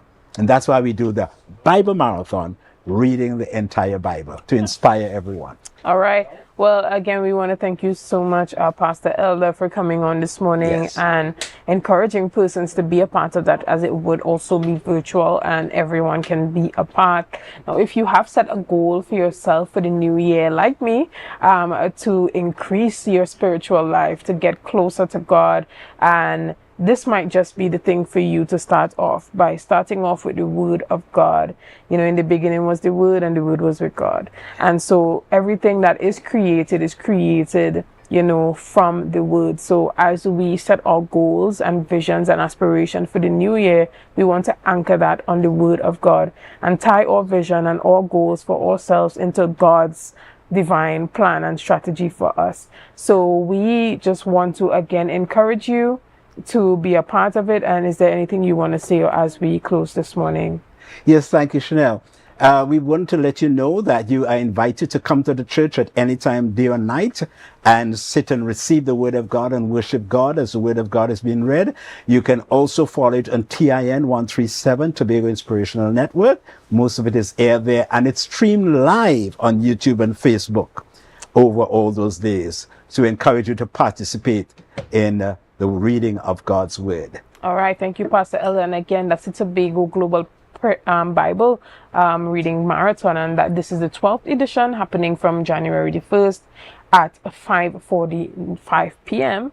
And you can view that live online, Facebook, Instagram, YouTube as well. YouTube, yes. And you can join and be a part from wherever in the world you are. Guys, we're going to take a quick break right here. And we're going to be back right after this. See you soon.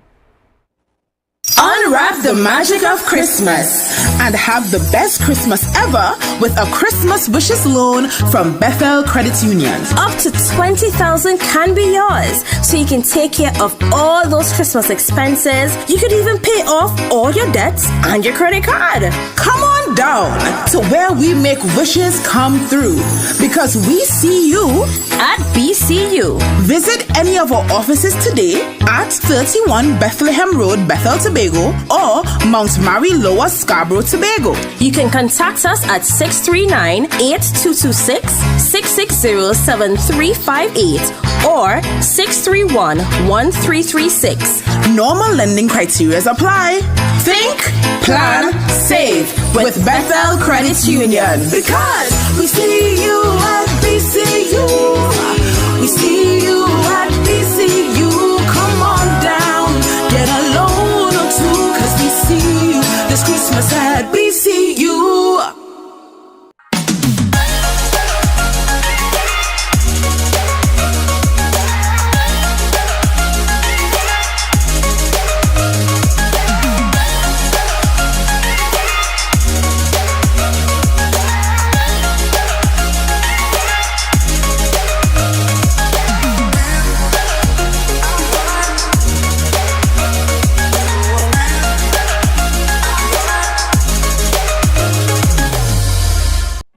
Guys, there are some new developments in housing in Tobago, so it's goat racing time.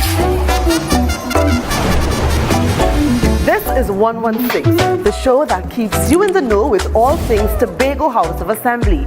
Each week, 116 delivers a fun and engaging overview of the latest developments, achievements, activities, and events of our dynamic assembly. So join me. Let's dive into the Tobago House of Assembly's Week in Review right here on 116.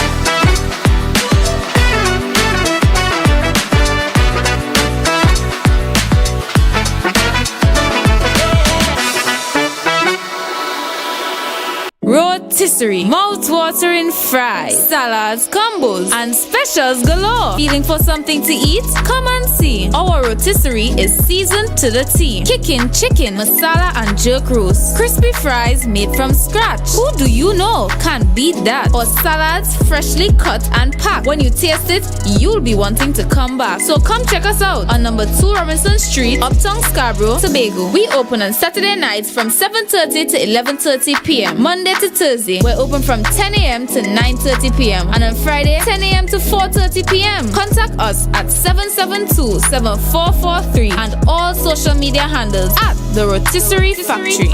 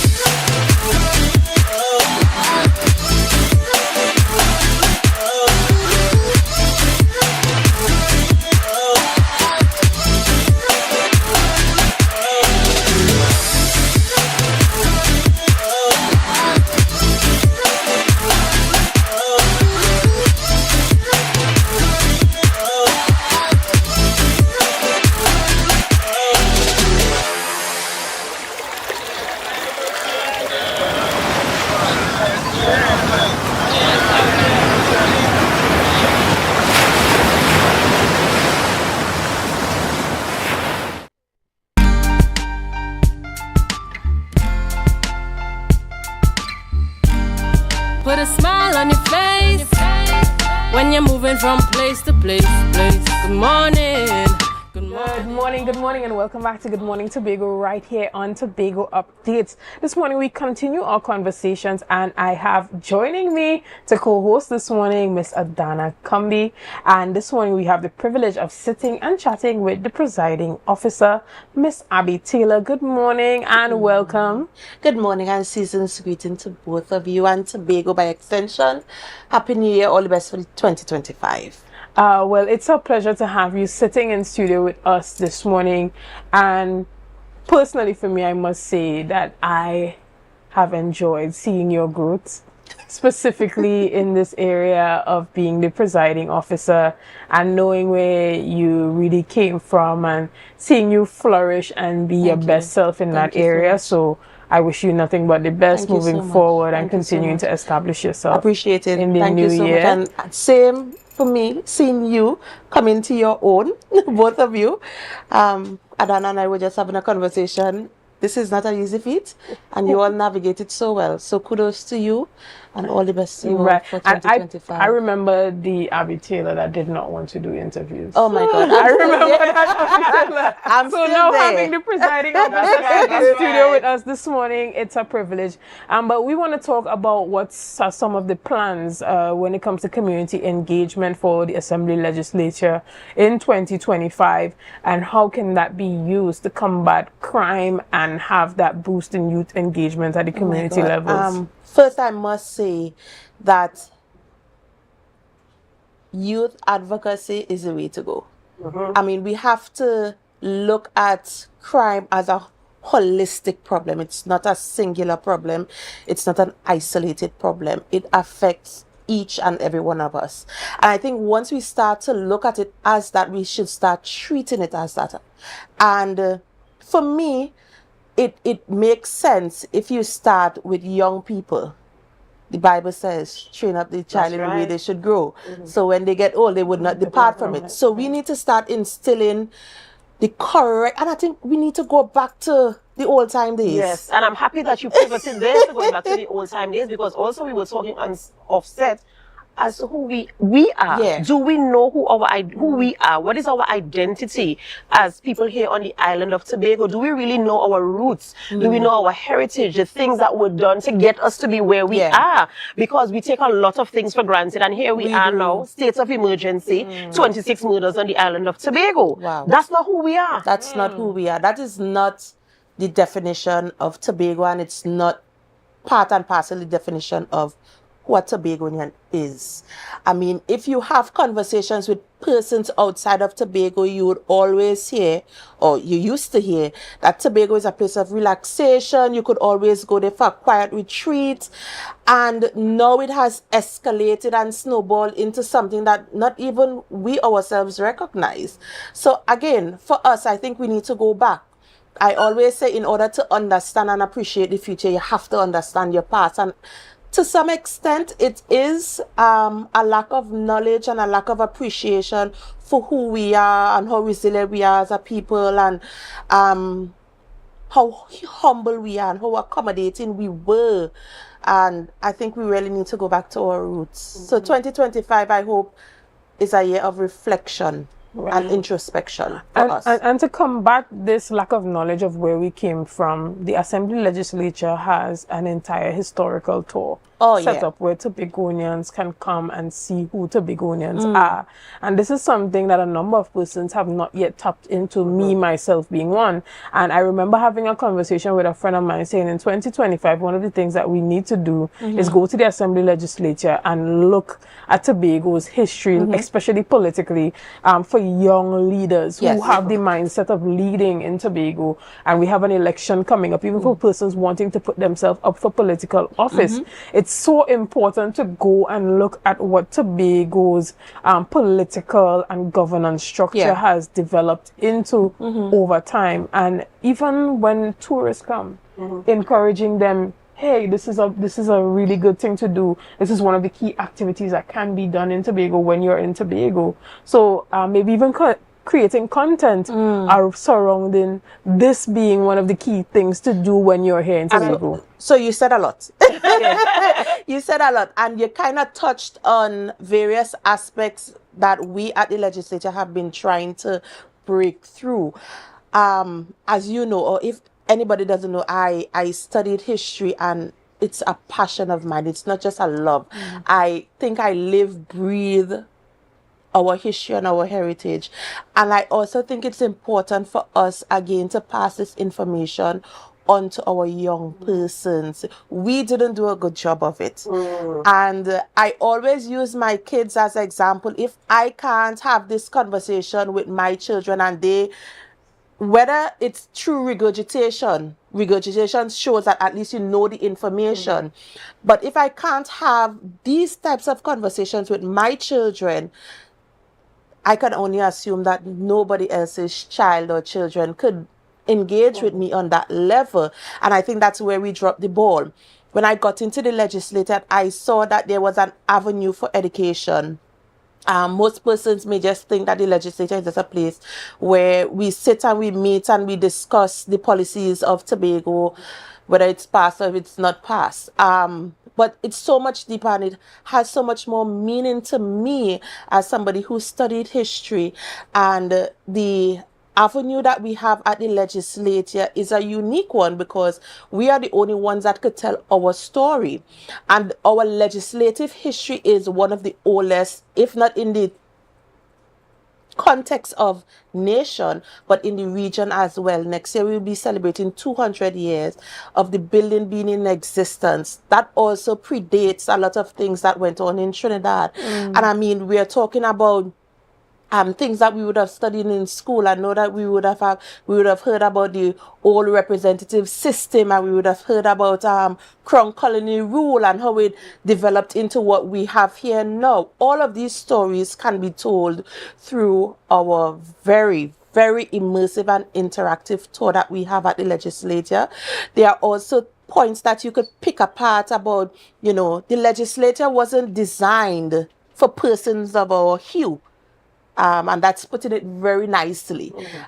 It wasn't also designed for women, because some of the criterias for being a member of the house, you had to be white, you had to be a landowner, you had to be a man of all things. So for me to be sitting there as presiding officer is definitely a privilege, because it was not meant for women, and it was not meant for women of color or men of color. So when I see my colleagues there and I say, this is the honorable house, it has a different meaning to me, because we weren't supposed to be there. And that's one of the things I learned, and I have grown to appreciate as presiding officer, is that some of these things you may not necessarily know, but you know, when you come by us, and you know, the thing about it, you know, outside of the tours, what is going to be happening in terms of engaging persons more? Okay, so I've had the tour. Yes. I got the information on the tour, but sometimes it ends there. In terms of continuing education and educating the people and ensuring that they understand, just like how you understand, and you have that real life experience where, listen, I'm sitting in a place that was not designed for me, but here I am at the helm.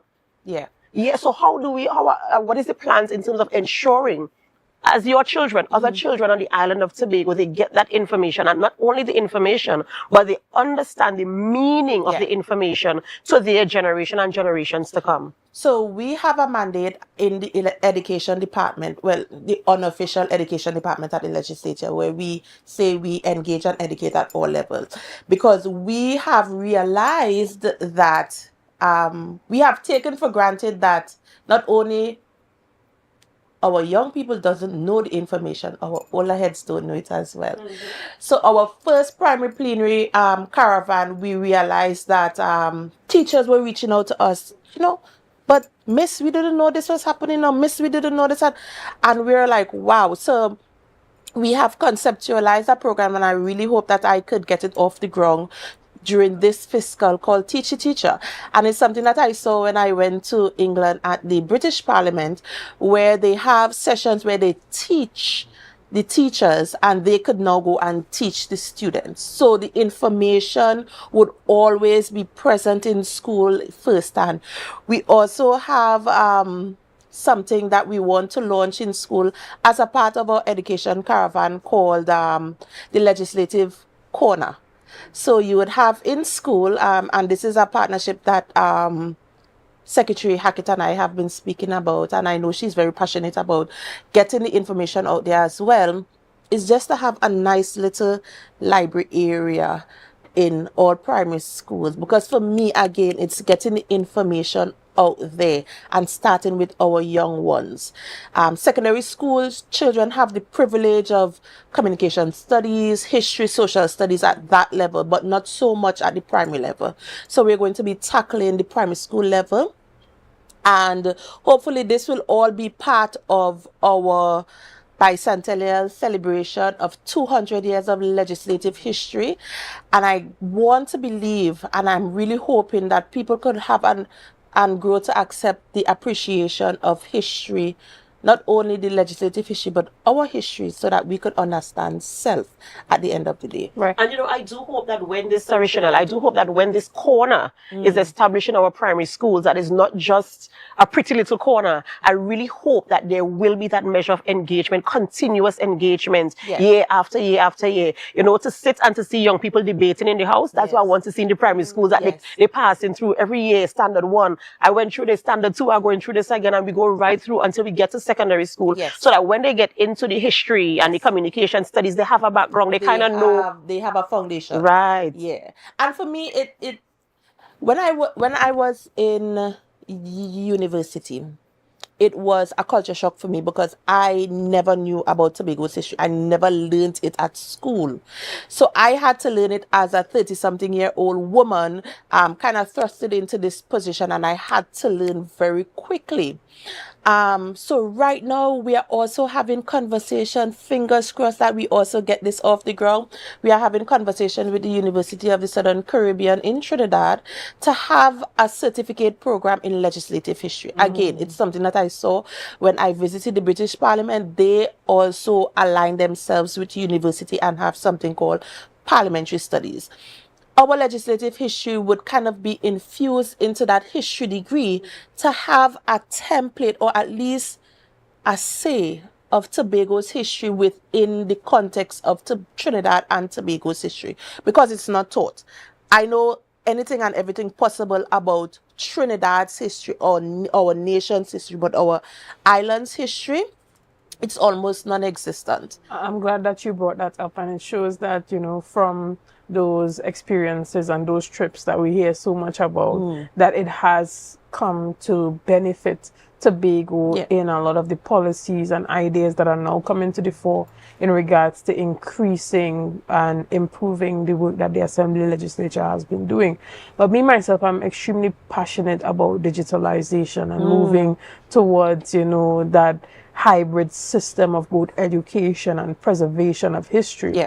And so when we look at the type of new technologies that are available to expand what is happening in regards to education and history, you look at things like AR, which is the augmented reality as well, where persons are able to go on the Assembly Legislature website and do a 3D tour of the Assembly Legislature right there, Chanel, and click. Stop being in my brain. Right. They click, they see everything come up, all the history right there online. There's the option to put on your VR glasses and have that immersive experience right there. So including that technology. So we have also had the conversation with Tittle, and Chairman Williams and I have conceptualized a virtual reality that is supposed to be onboarding very soon, so look out for that. And there's so much that could be done. Listen, my mind goes 20 miles an hour when it comes to how can we create awareness and just allow for the appreciation of who we are. Hopefully, we could also have something that is called a walking tour. I know we used to have it back then. But we could also have a virtual walking tour for tourists, who could walk through Scarborough, because the history of the legislature doesn't just end in the house itself. It's the old marketplace that is now James Park. It's Uptown and the history of Uptown and these tunnels that people say exist that goes from the port and goes all the way up to the fort. I mean, we hear all these stories and we really want to explore and, you know, have some engaging things with people. So I'm excited for 2025. My staff are excited because it's a lot of work, but it's going to be fun to see the reception of persons to the legislature. You know, absolutely amazing stuff. And I like the fact that there's going to be that type of immersive engagement where you could actually feel, you know, as you were talking there, I'm seeing myself going through these tunnels. Now, I'm not an adventure seeker by any means, but I can see myself, you know, going through these tunnels and seeing they really exist and where is it taking me to. Feeling that we want to have when we educate. It's my comms person always said, Miss Cooper, she always said it's edutainment. You have to find that bridge between entertainment and education. And I think we have found it, and we have a lot of work to do, but it's going to be an amazing year for 2025. And we do wish you an absolutely amazing year. We look forward to all the things we discussed here this morning. And I know that there's going to be a lot more coming out of the legislature. And what I like about it is that our school age children are coming with the information. They're going to get the information. They're going to get the experience. Because, you know, sometimes when you sit in a classroom, you might retain like about 2%. But when you have that actual engagement, it's like, Mommy, you know, I went through a tunnel. Mommy, you know, I did this. I saw this. Did you know this existed? And these are the things we want to see. So I look forward to that happening in 2025 and beyond. And of course, we wish you and the team at Assembly Legislature the very, very best. Thank you so much. And we pray that, you know, as you give the information, we receive it well and we are able to identify who we are as people here on the island of Tobago. Go back to our roots. I mean, there are some things you want to leave off, but there are some things you have to keep. You have to retain. You have to retain. And this is what we're trying to achieve. And so we wish you the absolute very, very best. Before we go, I just want to make a small plug for our bicentennial celebration. We will be celebrating 200 years. Our building is even older than the Magnificent Seven. And we want to invite everyone to come out when you see things being advertised. And I know some persons have this reservation to the legislature. It feels almost as a standoffish building. It's not. It's open to the public. We have a special library there with books filled with information for persons who want to do research or who just want to get a better appreciation of who we are from the legislative aspect. So I hope this could be a tour that Tobago Updates could come and we could do a tour with Miss Sophia Cooper and we could get the information out there. And I want to say thank you all so much for having me and all the best to you both for 2025. Thank you so much. Guys, we're going to take a quick break right here and we'll be back with lots more. See you soon.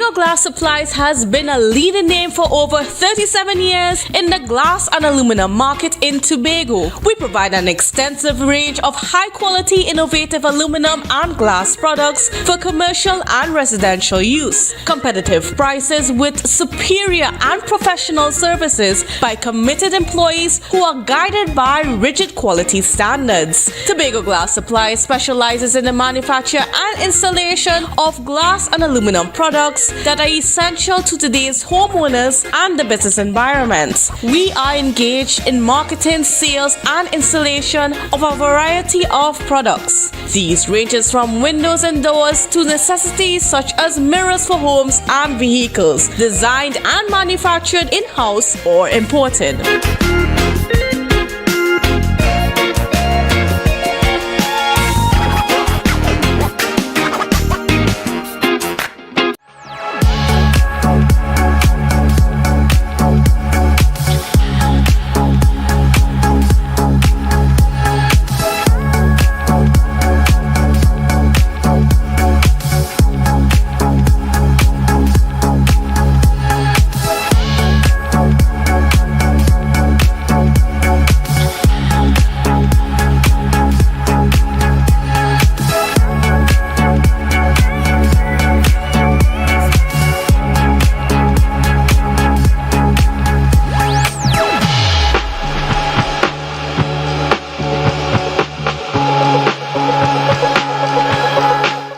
the game is on, you don't want to miss the best moments.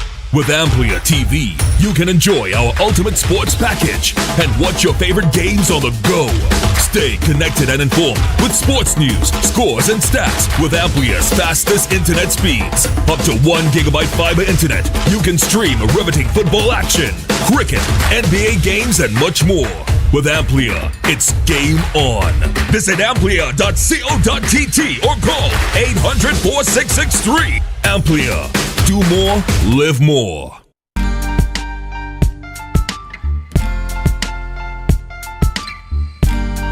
Put a smile on your face when you're moving from place to place. Good morning, good morning, morning, good morning, morning. Good morning, and welcome back to Good Morning Tobago right here on Tobago Updates. I am your host, Chanel Felix, and this morning I am sitting in studio and chatting with Mr. Curtis Douglas, who is the head of ATFA, the All Fisherfolk Association. Yes, Miss Felix. Right. Good morning. Okay, good morning, and how are you? I'm excellent, and good morning to Trinidad and Tobago, and season greetings to all of my brothers and sisters throughout Trinidad and Tobago, and an extension to the Caribbean. Good morning to you all, and welcome to Tobago Updates. No, it's always a pleasure to sit and chat with you. Now, the last time we heard from you, you were talking about the role that ATFA played in that oil spill cleanup that took place in February of this year. Yeah. And you were talking about the fact that there has been a number of outstanding payments to you. And so the Chief Secretary had a press conference on the oil spill. He spoke about, some updates on payments that are outstanding.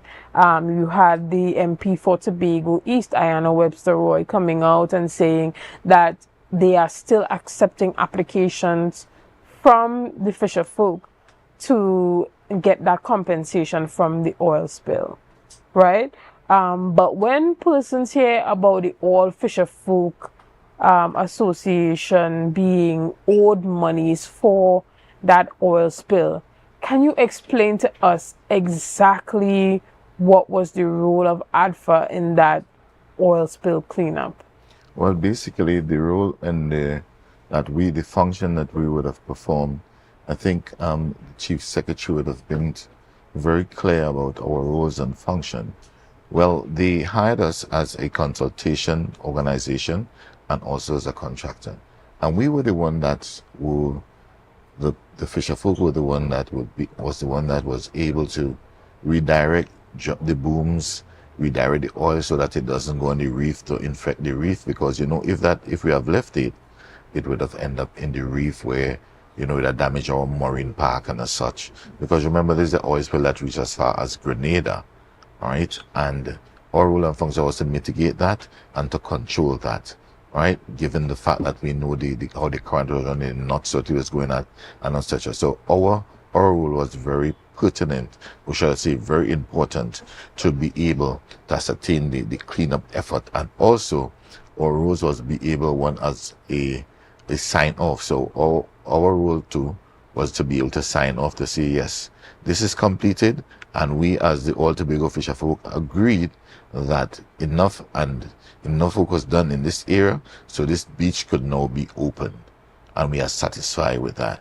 So that was some of the major role we were performing on a day-to-day basis, and also giving our expertise in the terms of preparing for the next day, having meetings every night before we go, plan what times we're going to move, where we're going to operate from Magdalena, we're going to operate from Scarborough, wherever, and what we're going to attack, and work with other contracting companies to mitigate the oil spill. So that was our role and function in the oil spill. Right. And when persons hear about the All Fisher Folk Association, there is the idea that you, with the compensation that you would receive, as indicated by the Chief Secretary, was quoted in the millions, right? Yeah. So there was the assumption that from that money, the All Fisher Folk Association would assist with some of the fishermen who were a part of that. No. Who were seeking compensation. No. But you have indicated that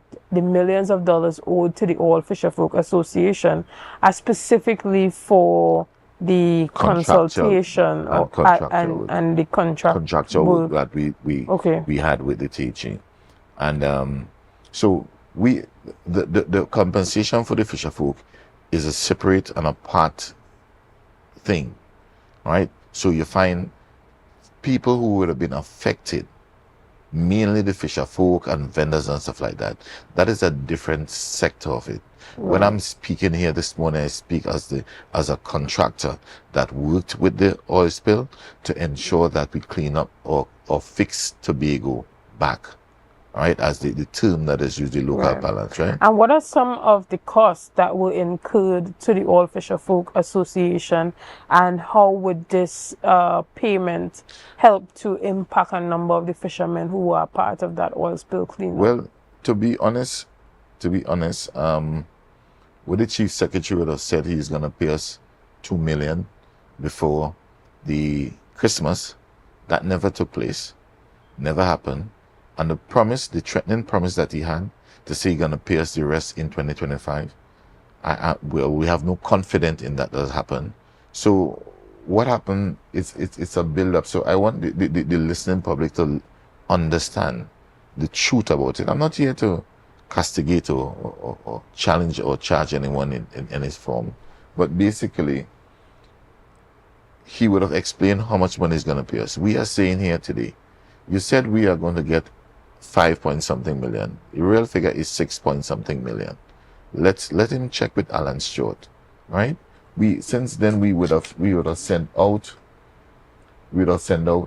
26 invoices. 26 invoices through TEMA that were requested. We follow the procedures, right? So even with that, we would have then sat in a meeting up by the THA, up by the Chief Secretary office up Ocho Charles building, and with Figgy, Mr. Beckers, and they would have said, listen, Mr. Douglas, we have $15 million. So yeah, what? We're gonna pay $1 million to help the fisher folk because men start to complain about they working and get paid. And when we get the rest of money from central government, we are going to pay you out of that, the rest out of that. That never happened, right? So when you say that never happened, you did not get $1 from them? I did not get $1 from that. So we had a press conference on the 17th of July. And on the 17th of July, after the press conference, Mr. Chavez came out and said, yes, we received $50 million from the central government, Ministry of Finance. Okay, you get that. So we was expecting our pay, no pay. So I was like confused. So I'm not sure if that was true. So what ATFA did, we wrote to the Ministry of Finance, which is the Ministry of Finance. And here and all, we received a letter, a correspondence from Mr. Imbert. Yeah, I mean, yeah, quite clearly, you all could have a copy stating that here in this letter, he would have sent $50 million to pay the fisher folks and that was sent since the 9th of July. Mr. Chavez said they received the $50 million on the 17th. July. So, okay, July, no response. August, no response. So we are wondering, how is this possible? How could the Minister of Finance is lying? He didn't send no money. It is here. It is stamped seal here by the Minister of Finance that he sent money, right? Signed Mr. Imbert here, right? That he's sending money to pay the fisher folk. Okay. So that went on. So we decided July, August. We said this can't go on for so long. So we then decided to send a pre-action protocol letter to the THA. So we then, in October, sent a pre-action protocol letter to the THA. They took more than 28 days to respond to that. We sent three other emails of warning them about the pre-action protocol letter, because here we are ready to go to court because no one is telling us anything. Nobody's saying anything. So in November, we get what's up, Mr. the Harley. He said, okay, you're going to pay us $2 million. I said, listen. Then I wrote somebody, I said, listen, it will be quite feasible and reasonable if you send us $3.7 million. At least that will be able to ease some of the pain, all right? And when you say ease some of the pain, what does that look like? Pay some. Pay some, because remember, Pay some of the workers, okay. right? And also pay some debts that we would have accrued, right? So all of a sudden, I'm home and I'm hearing my fisher folk is calling me and telling me, hey, Mr. Douglas, check out Tobago updates and the team. The chief secretary is on the live saying that he's going to pay us $2 million, and then in 2025. I said, listen, as even said I said, listen, you need to give us a date when you're going to pay us in 25, because when 2025 come, you're going to pay us, you're going to tell us you're paying us in 2026 or 2027. We are not into those follies, because we work and we need to get paid. We are not begging. We worked for our money, right? We are not begging or asking for favors. We worked, right? So we expect just. That is what we're looking for, justice. For work done, work should get paid. All right. And once compensated, how can the funds help the All Tobago Fisher Folk Association to improve fisheries? Before you go in, even the compensation, the gentleman sat here with you guys and said he's going to pay us before Christmas. Christmas is still here, is it? No. Christmas is not here, right? So he has not even made a phone call to have a conversation. So automatically, the chief secretary is procurement. So he's now having discussion publicly with fisher folk. So you know how they're killing people all over the place, but you are declaring how much money you're paying fisher folk. So you're trying to put fisher folks' life at risk. At risk. So we are calling upon the chief secretary, right? This morning, to declare how much you pay Tiger Tanks, declare how much you pay Kaizen, declare how much you pay all the rest of Trinidad contractors.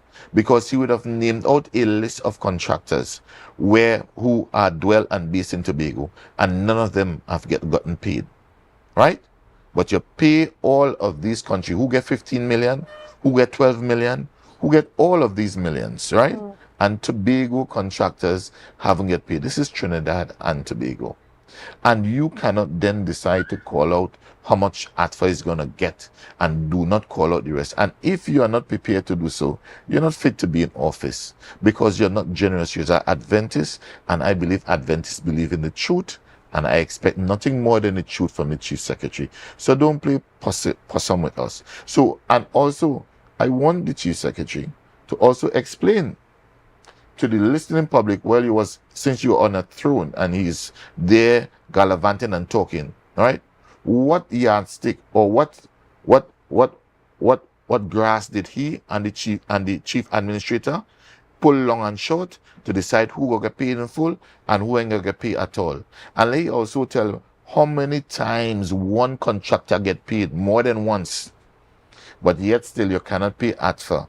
And even in that, you don't even want to pay us half our money, right? And you can't even give us a date. And if you cannot do that as a leader, as one who say they're going to fix this and fix nepotism and fix all of these type of corruption in office, if this is how you fix it, you're not fit to be in office, and you need to step down and give someone in that party who is fit to lead with fairness and are willing not to victimize people and single out people. These are the type of leadership we are looking for in Tobago. These are the type of leadership we vote for. And if you can do that, I think you should just omit office. Because, I'm sitting with some friends and official folks, and they're saying to me, Mr. Douglas, this seemed Farley behavior. The chief secretary. The chief secretary behavior seems to behave like one of a cotton picking farm barnyard slave. The slave and that pick the cotton, and they go and say, boss, this one only picked 20 head of cotton today and he shouldn't get meal. And he report that to the house slave. We don't want those type of behavior. Those type of behavior is not Tobagonian. You said you're a good Adventist boy, good Adventist man. And we expect you as Adventist, which we have. My mother was Adventist. So I expect you to have high respect and regards to the truth and fairness. So we expect the same for Tobago. And let us don't go into the new year with the level of disrespect. And you said you're going to pay us. Where is the money? All right, Mr. Douglas, I mean, it's clear that the fisher folk deserve the compensation that they Fisherfolk and other Tobago contractors. For the work that was done with this oil spill. But particularly for ADFA, how does receiving this finance help to increase and improve fishing and the fisher folks' current position after receiving this payment? Well, the first thing you have to understand that these guys must get paid. They now can buy after Christmas gift for the kids, right? Because some of these fishermen boats are still down, the engine was damaged. So they now can look at probably be able to get a second-hand engine to see how best they could get back working again, okay? Because some of them is under pressure. Look, Christmas morning, I was out in my numbers up to 3 o'clock in the morning. We had Nigel Collett was lost at sea from Plymouth. Lost at sea. Christmas morning, 5 o'clock. I have to have a team of boat going out to find Mr. Collett. These are some of the things. So we have to buy gas. It cost me $5,000 just to get gas from the organization, just to be able to bring him back to his family. Right? Mr. Collett and other fishermen didn't have the opportunity to have a knapsack on their back and asking them to give their children, go wrong on chalk and giving the children gifts. Right? We didn't have that pleasure. I would like to see more empowerment given to the people of Tobago so that they can put gifts under the Christmas tree for the kids instead of the chief secretary going around with a chalk handing out gifts for 5-year-old and 9-year-old and asking for black cake. Come on, we are living in a changing world. We need to adapt and we need to treat people with respect. So that father could be able to put, so when that child get up in the morning and he look at this girl's Christmas tree and he look there, he must say, Daddy, Mommy, I'm happy. Instead of you driving around, playing politics and asking, oh, the child is 9 years, and them kind of rubbish. We need to kick that out. Empower the parents so that they can take care of their kids. So we could build Tobago together as one, because we deal with love. And it's love you would have shared, right? And you would have said you would have get out of nepotism. Let's show the love. And now the season was the opportune season to show love. Not sitting, giving Christmas greeting, cutting Christmas gift when fishermen can't get compensated, can't get paid for what they done, to cut Christmas gift for them picnic too. Understood. So let's treat it that. And what are some of your plans for 2025, given the resources that are outstanding to help improve fisheries on the island? The first thing we have to do is we have to reshuffle the fisheries. There's a lot of square pegs in round holes. We need to do something different and put the people who know about what they are doing in charge. Right? That is one of the first things we need to do. And the second things we need to do. Chief Secretary, a little advice to you and the entire fisheries department. We don't only need GPS, my brother. One of the main things we need in Tobago as fisherfolk is that every boat, every vessel, let me break it down in layman terms, should have what you call a tracking device. That tracking device is satellite operated. And you could trace that person anywhere they are, in any difficulty. So, for example, like Christmas Eve, when Mr. Collett went missing at sea, we would have been able to take our phones and track him and go directly to Mr. Collett where he is, he and his team, and retrieve him. This is not only this, he said he given grant and GPS. No, tracking device is one of the key commodity, and we should mimic the small watercraft program that was done through central government, through Delmont Baker, to help boost the fishing industry, so that any fisherman who do not want to go to sea with a tracking device, there should be a fine or some form of disciplinary action should be taken. Because if you know you're going off original to fish, you shouldn't have a problem having a tracking device. Understood. And even with the resources that are outstanding to ADFA, if this is given, can ADFA facilitate a number of these ideas and programs and initiatives that you are talking about?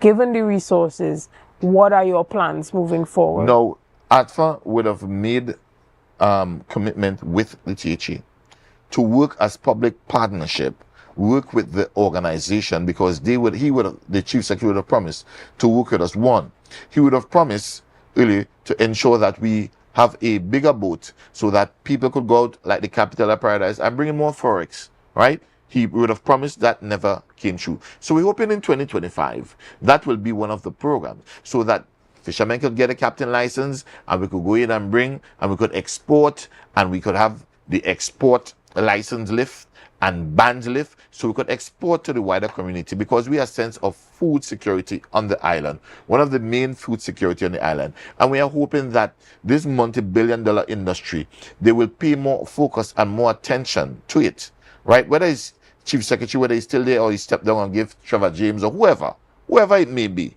right, to carry the fishing industry forward. So we are here willing to work with them because remember the funding that we have is to pay salaries, salaries.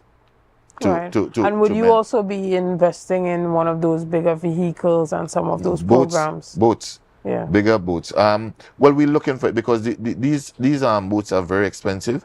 So we're hoping that if possible we could get a loan as such so that we could start to adapt because if we take at least an 8-man crew from Charlottesville, an 8-man crew from Charlottesville, every sailing, everyone have a different experience. So then we could start with 1 boat and then 2 boats and 3 boats. And then we also have training programs that we could have facilitated. And remember, we would have done earlier, we would have done the fish pot program where we show fisher folk how to do fish pot. So we're hoping to get that reignited because the Chief Secretary would have said he would have give the funding to help us to carry it to the east, right? So that they could have the experience, share the experience, and we all shall benefit from it. So what it will do, it will boost the GDP in the communities and also in Tobago so that no people will have to go and depend on the THA for work. They can now be entrepreneurs, which we fishermen are, and be self-sufficient and don't have to depend on them. And given the resources that are needed to do all of this along with the outstanding payments,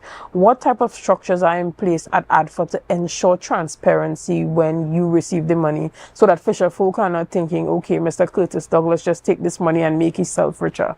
How are you putting the proper mechanisms in place to ensure that there is transparency in spending in the organization and there is a consensus on what the organization invests in when it comes to improving the status of fisherfolk on the island? I want you to remember, ADFA work as a contractor and we have the same structure any contractual organization have. So we have accounting that deal with the accounting departments and payments going out. We have receipts. We have all the tabulations of everything that is needed.